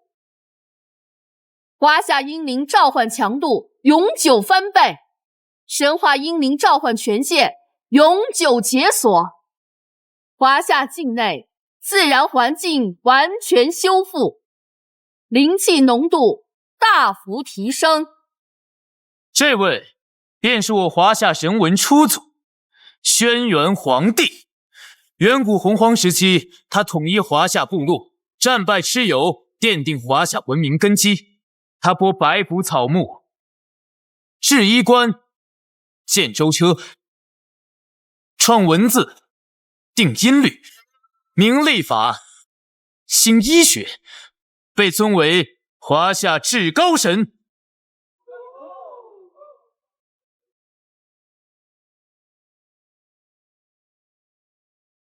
这就是我们自己的神，轩辕黄帝。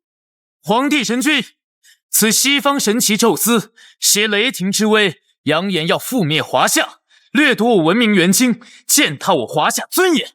今日恳请神君出手，镇杀此僚，护我华夏万代安宁。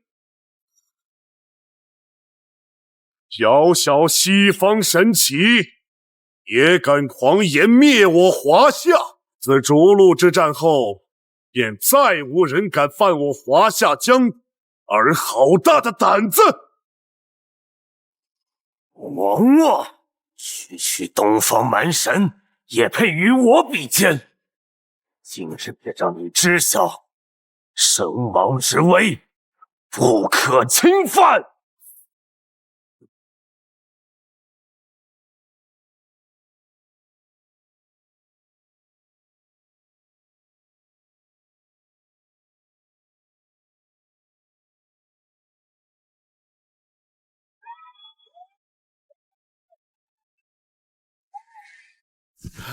神王之威，雷霆灭世，华夏神灵必死无疑！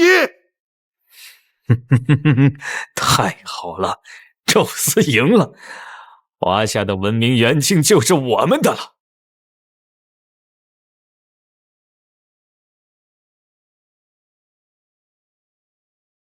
只有神王大人才是最强大的，神王大人的雷霆天下无敌！啊，神王大人好帅啊！干死那个华夏神明，我就给你生猴子！东方的神给我们的神王大人提鞋都不配。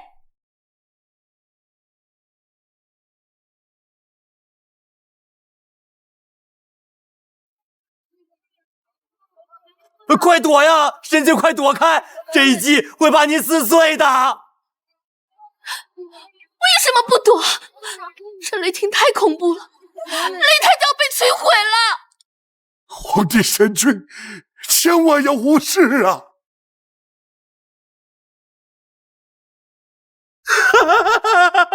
吓傻了，他被神王的威严吓傻了，连躲都不会了。果然是蛮神，不懂神灵之战的凶险，这一下必死无疑。华夏神灵不过如此，连基本的闪避都不会，哼，真是可笑。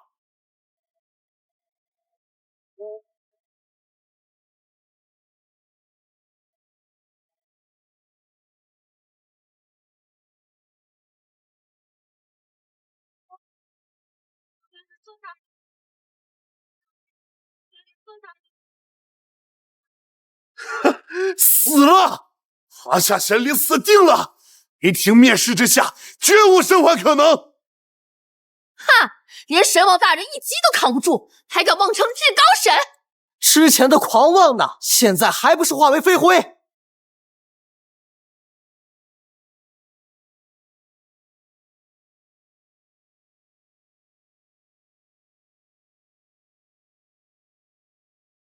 完了，连皇帝神君都……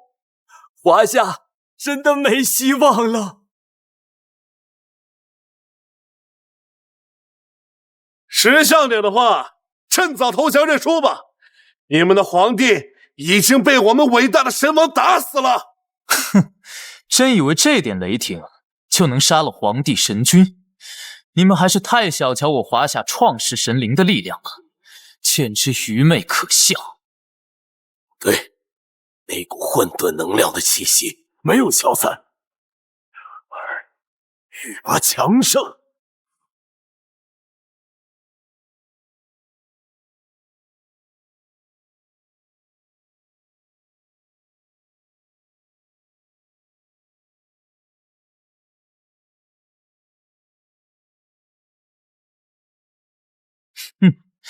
宙斯，你们对我华夏皇帝神君的力量一无所知，就凭你这点微末雷霆，也敢妄谈灭我华夏，简直是天大的笑话！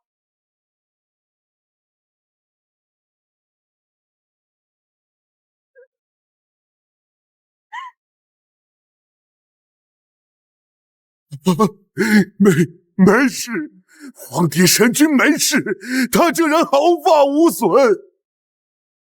我们还没有输，我们还有机会，我们能赢。这不可能，那可是宙斯神王的雷霆灭世，怎么可能一点伤害都没有？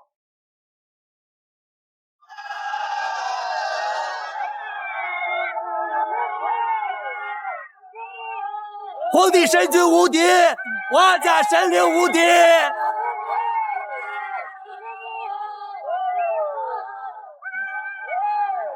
我就知道，我们华夏的神灵怎么可能被这种西方的神器击败？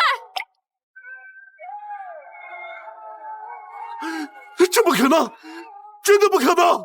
神王的攻击怎么会无效？他到底是什么怪物？连神级攻击都能硬扛？没想到你竟有如此能耐，能扛下我一击！我接下来我可不会手下留情了，今日定要将你碎尸万段！手下留情？宙斯，若是你只有这点实力，那可太让我失望了。本以为你能翻起些许波浪，如今看来不过尔尔。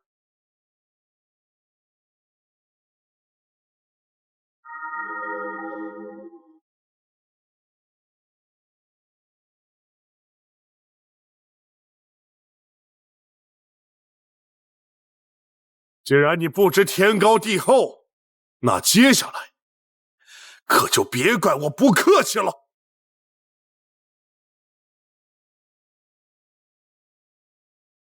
狂妄的东方神！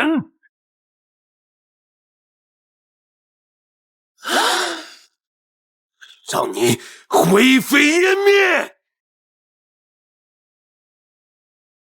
神王加油！干死这个嚣张的东方神！神王必胜！让他们瞧一瞧，谁才是这个世界上的主宰，谁才是这个世界上真正的王！神王的雷电可以摧毁世界上任何的东西，这个东方的神一定会被撕得粉碎。华夏之地，岂容尔等撒野！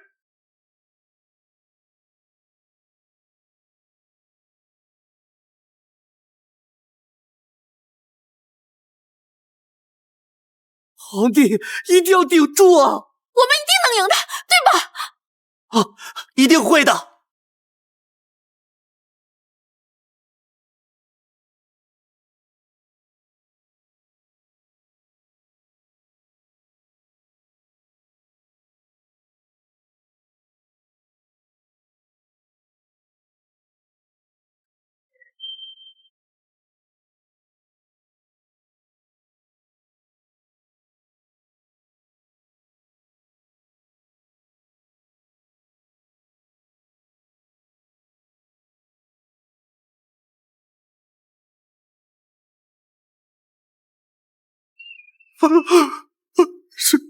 神王大人居然被秒杀了！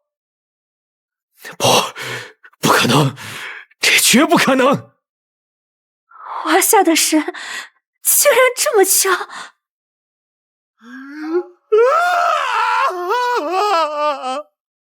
！Oh my god！ 怎么可能？我们怎么可能输了？这就输了，这就输了！连神王都输了，我们再也没有机会对抗华夏了。法尔廷帝国神话英灵宙斯彻底湮灭，华夏阵营获得万国来战最终胜利，奖励华夏文明锚点最后一块青铜方鼎碎片。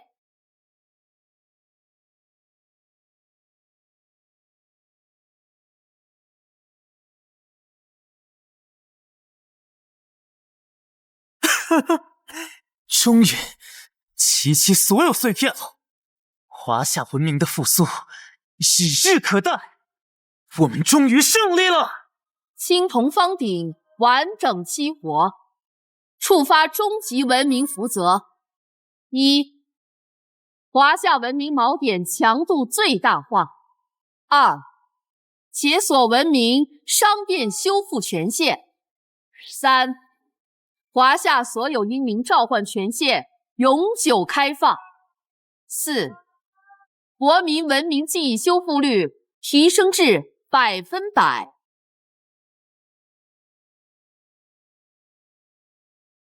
华夏文明薪火不灭，往后守护文明的重任便交于你们了。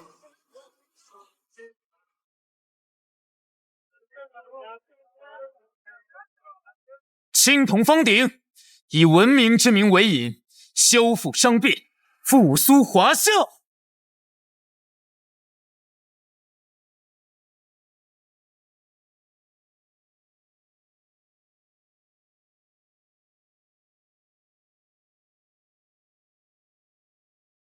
我想起来了，这就是我们的历史吗？泱泱华夏魂，烈烈龙国人。我也想起来了，我们的老祖宗的历史真是太迷人了，哈哈哈哈！一生转战3000里，一骑横挡100万军。这就是我那迷人的老祖宗吗？一生不立后，一生不立太子，厉害了，我的国！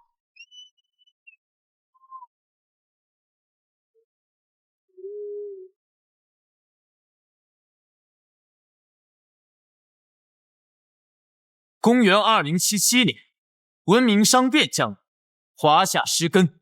今日，青铜方鼎显圣，华夏文明全面复苏。从远古洪荒到现代盛世，我华夏5000年文明从未断绝。凡我华夏子民，当铭记历史，传承文脉。凡敢觊觎华夏者，虽远必诛。华夏正统，文明永续，薪火不灭。文明不灭，华夏永存，这是属于华夏传奇，也是文明传承的力量。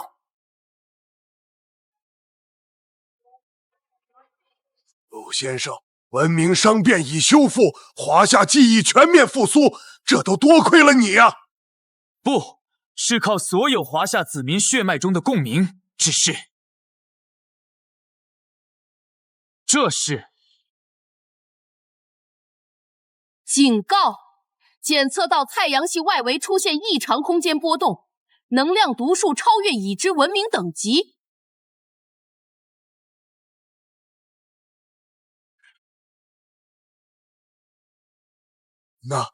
那是什么？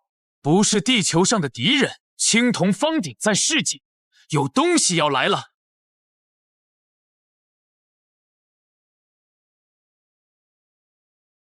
程宇，时空裂隙并未完全闭合。10年前你穿越而来的那道裂缝，如今引来了更麻烦的东西。神君，您这是？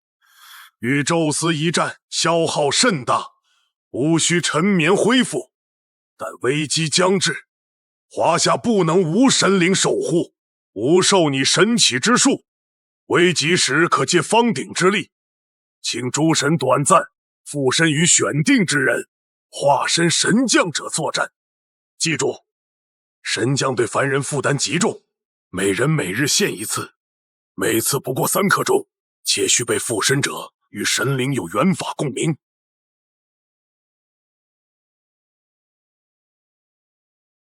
根据能量分析，那生物单体的战斗力可能超越核弹。准备启动神像计划，同时我要去一个地方——昆仑山。昆仑，传说中众神沉睡之地。皇帝神君沉睡前给了我最后的信息：真正的众神殿堂不在英灵神殿，而在昆仑虚。要想对抗星空来敌，我们需要唤醒更多神灵。这一次，敌人来自星海，但华夏的神灵也曾照耀过整片星空。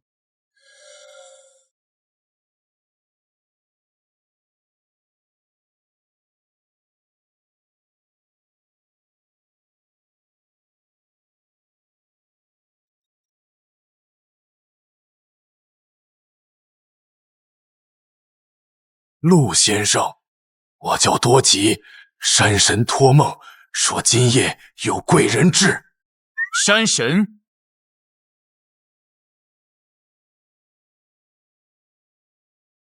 神迹，果然是神选之人。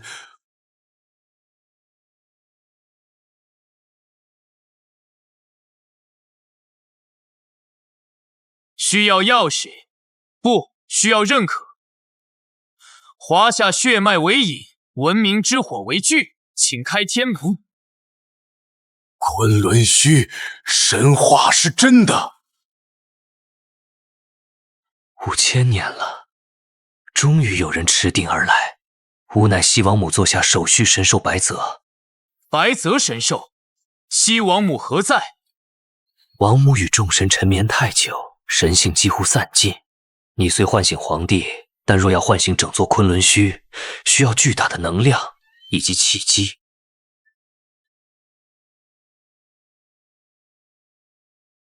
成宇，海空裂缝中涌出首批外星生物，他们突破了月球防线，3小时后将抵达地球。世界各国请求华夏英灵支援。星海异种，吾能感知到那是吞噬文明的虚空虫族，他们以文明火种为食。契机来了，白泽，如果我以战斗中的文明之火为能量，能否唤醒一位神灵？可。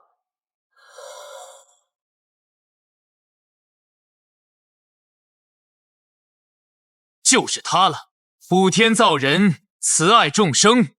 若敌欲毁灭文明，便请创世之神再护人间一次。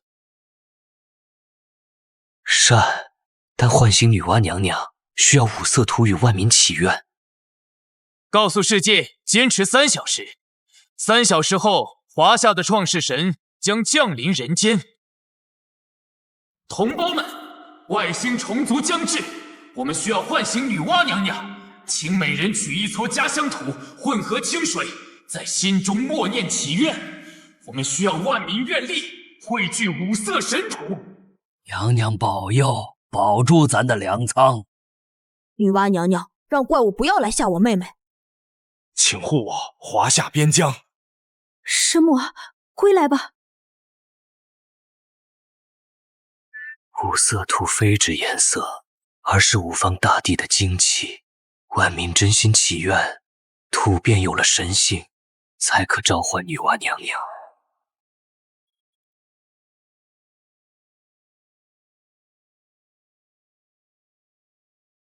他们朝昆仑山去了，检测到高能量反应，他们在寻找文明火种最旺盛的地方。虚空虫族果然能感知神性，成宇可能来不及等五色土完全汇聚了。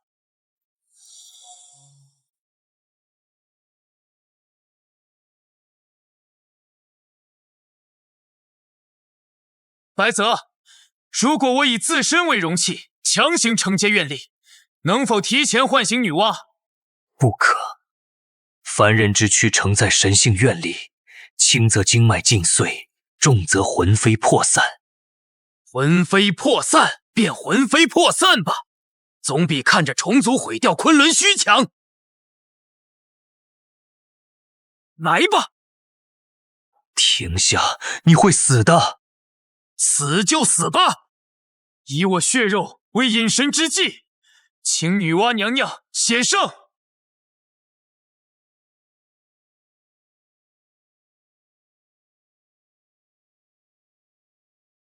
疯子，简直是个疯子！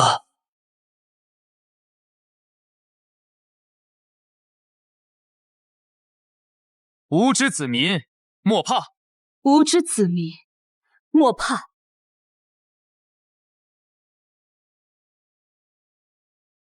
区虚空重置，也敢犯我华夏！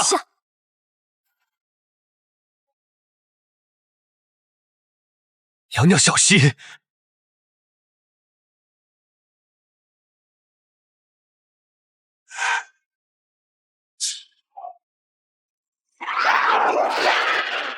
吾曾炼石补天，岂惧尔等蛮力？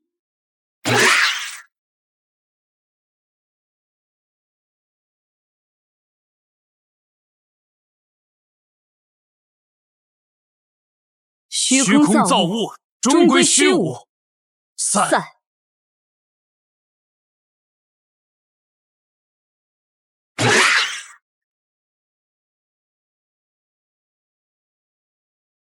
乾为天，坤为地，天地牢笼。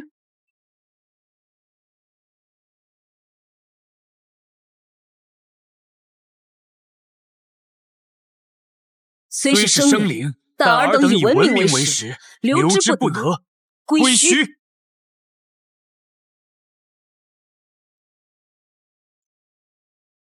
这孩子的身体到极限了，白子文。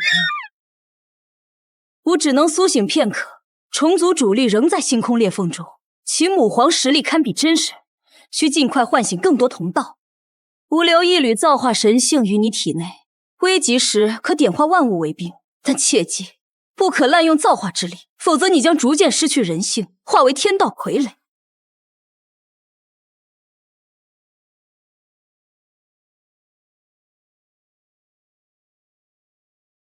这才刚刚开始。他的细胞在持续崩解与再生之间循环，常规医疗手段无效，这已经超出医学范畴。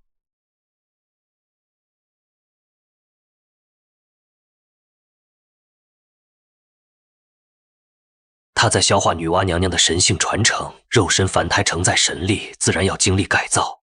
7日后若能醒来，便是半神之躯；若不能，会怎样？身死道消，魂归天地。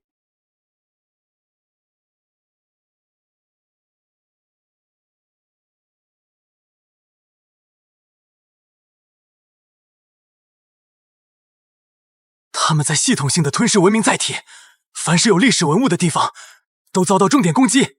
看这里，虫族唯独绕过了一些地区，华夏的 L 城、X 城、N 城这些古都虽然也有虫族，但数量明显少很多。那是因为华夏刚完成文明复苏，文明火种旺盛，虫族喜食将息未息的文明，对熊熊烈火反而忌惮，但他们迟早会来的。看来我们得早做准备了。需满足3条件：1. 纯正华夏血脉；2.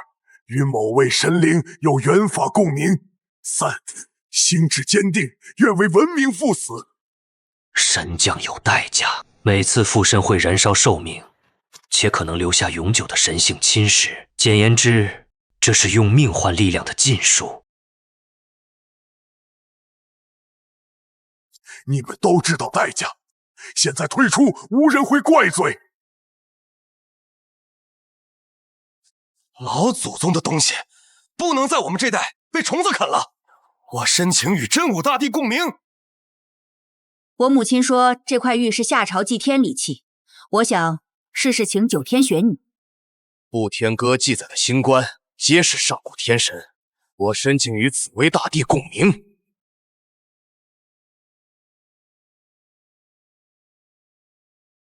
不好，他体内的女娲神性失控了。什么情况？有另一股神力在牵引女娲神性，来自星空裂缝。虫族母皇在尝试污染华夏神性。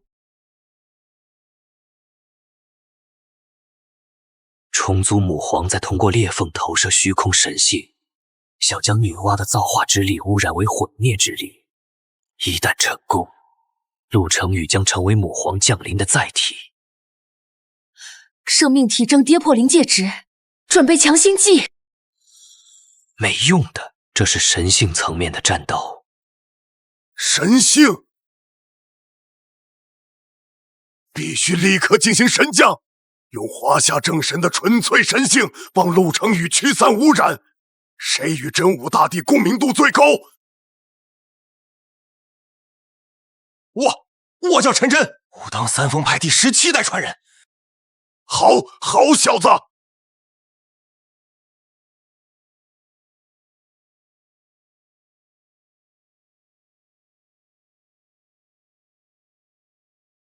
太初有道，真武镇魔，北方玄天有我华夏。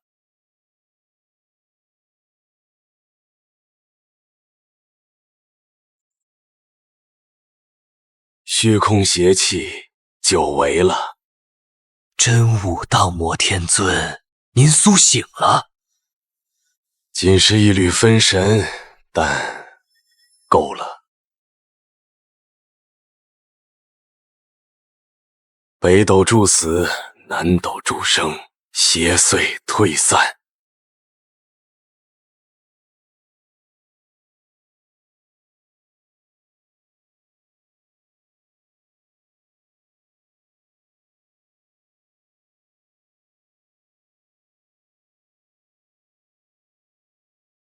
华夏神灵待无本体降临，必将尔等神性尽数吞噬。区区域外天魔也敢妄言！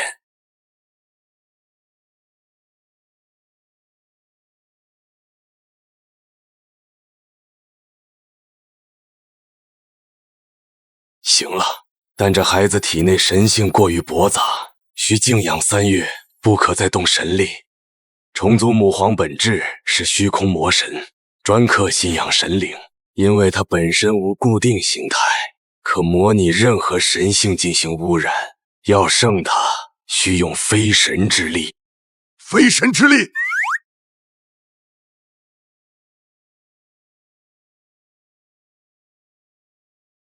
上古时期有3位特殊存在，他们并非神灵，却拥有弑神之力。若能唤醒其一，可克制母皇。您是说那3位逆神者？第1位名刑天，战役不灭，头颅被斩仍能战。第2位名蚩尤，兵主杀伐，曾与皇帝争天下。第3位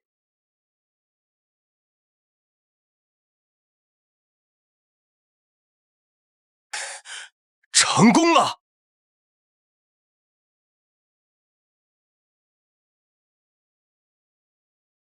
虫族大军开始总攻，首播目标华夏13座古都。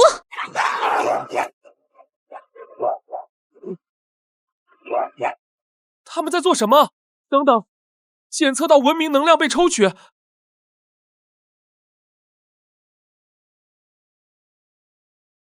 母亲，您说这玉琮能通神，现在女儿需要它。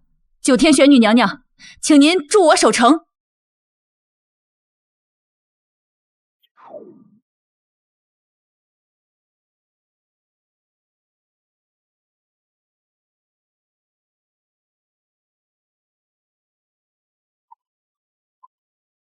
排兵布阵，布置擅长。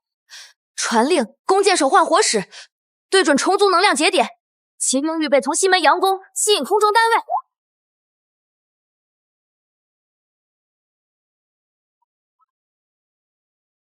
着令。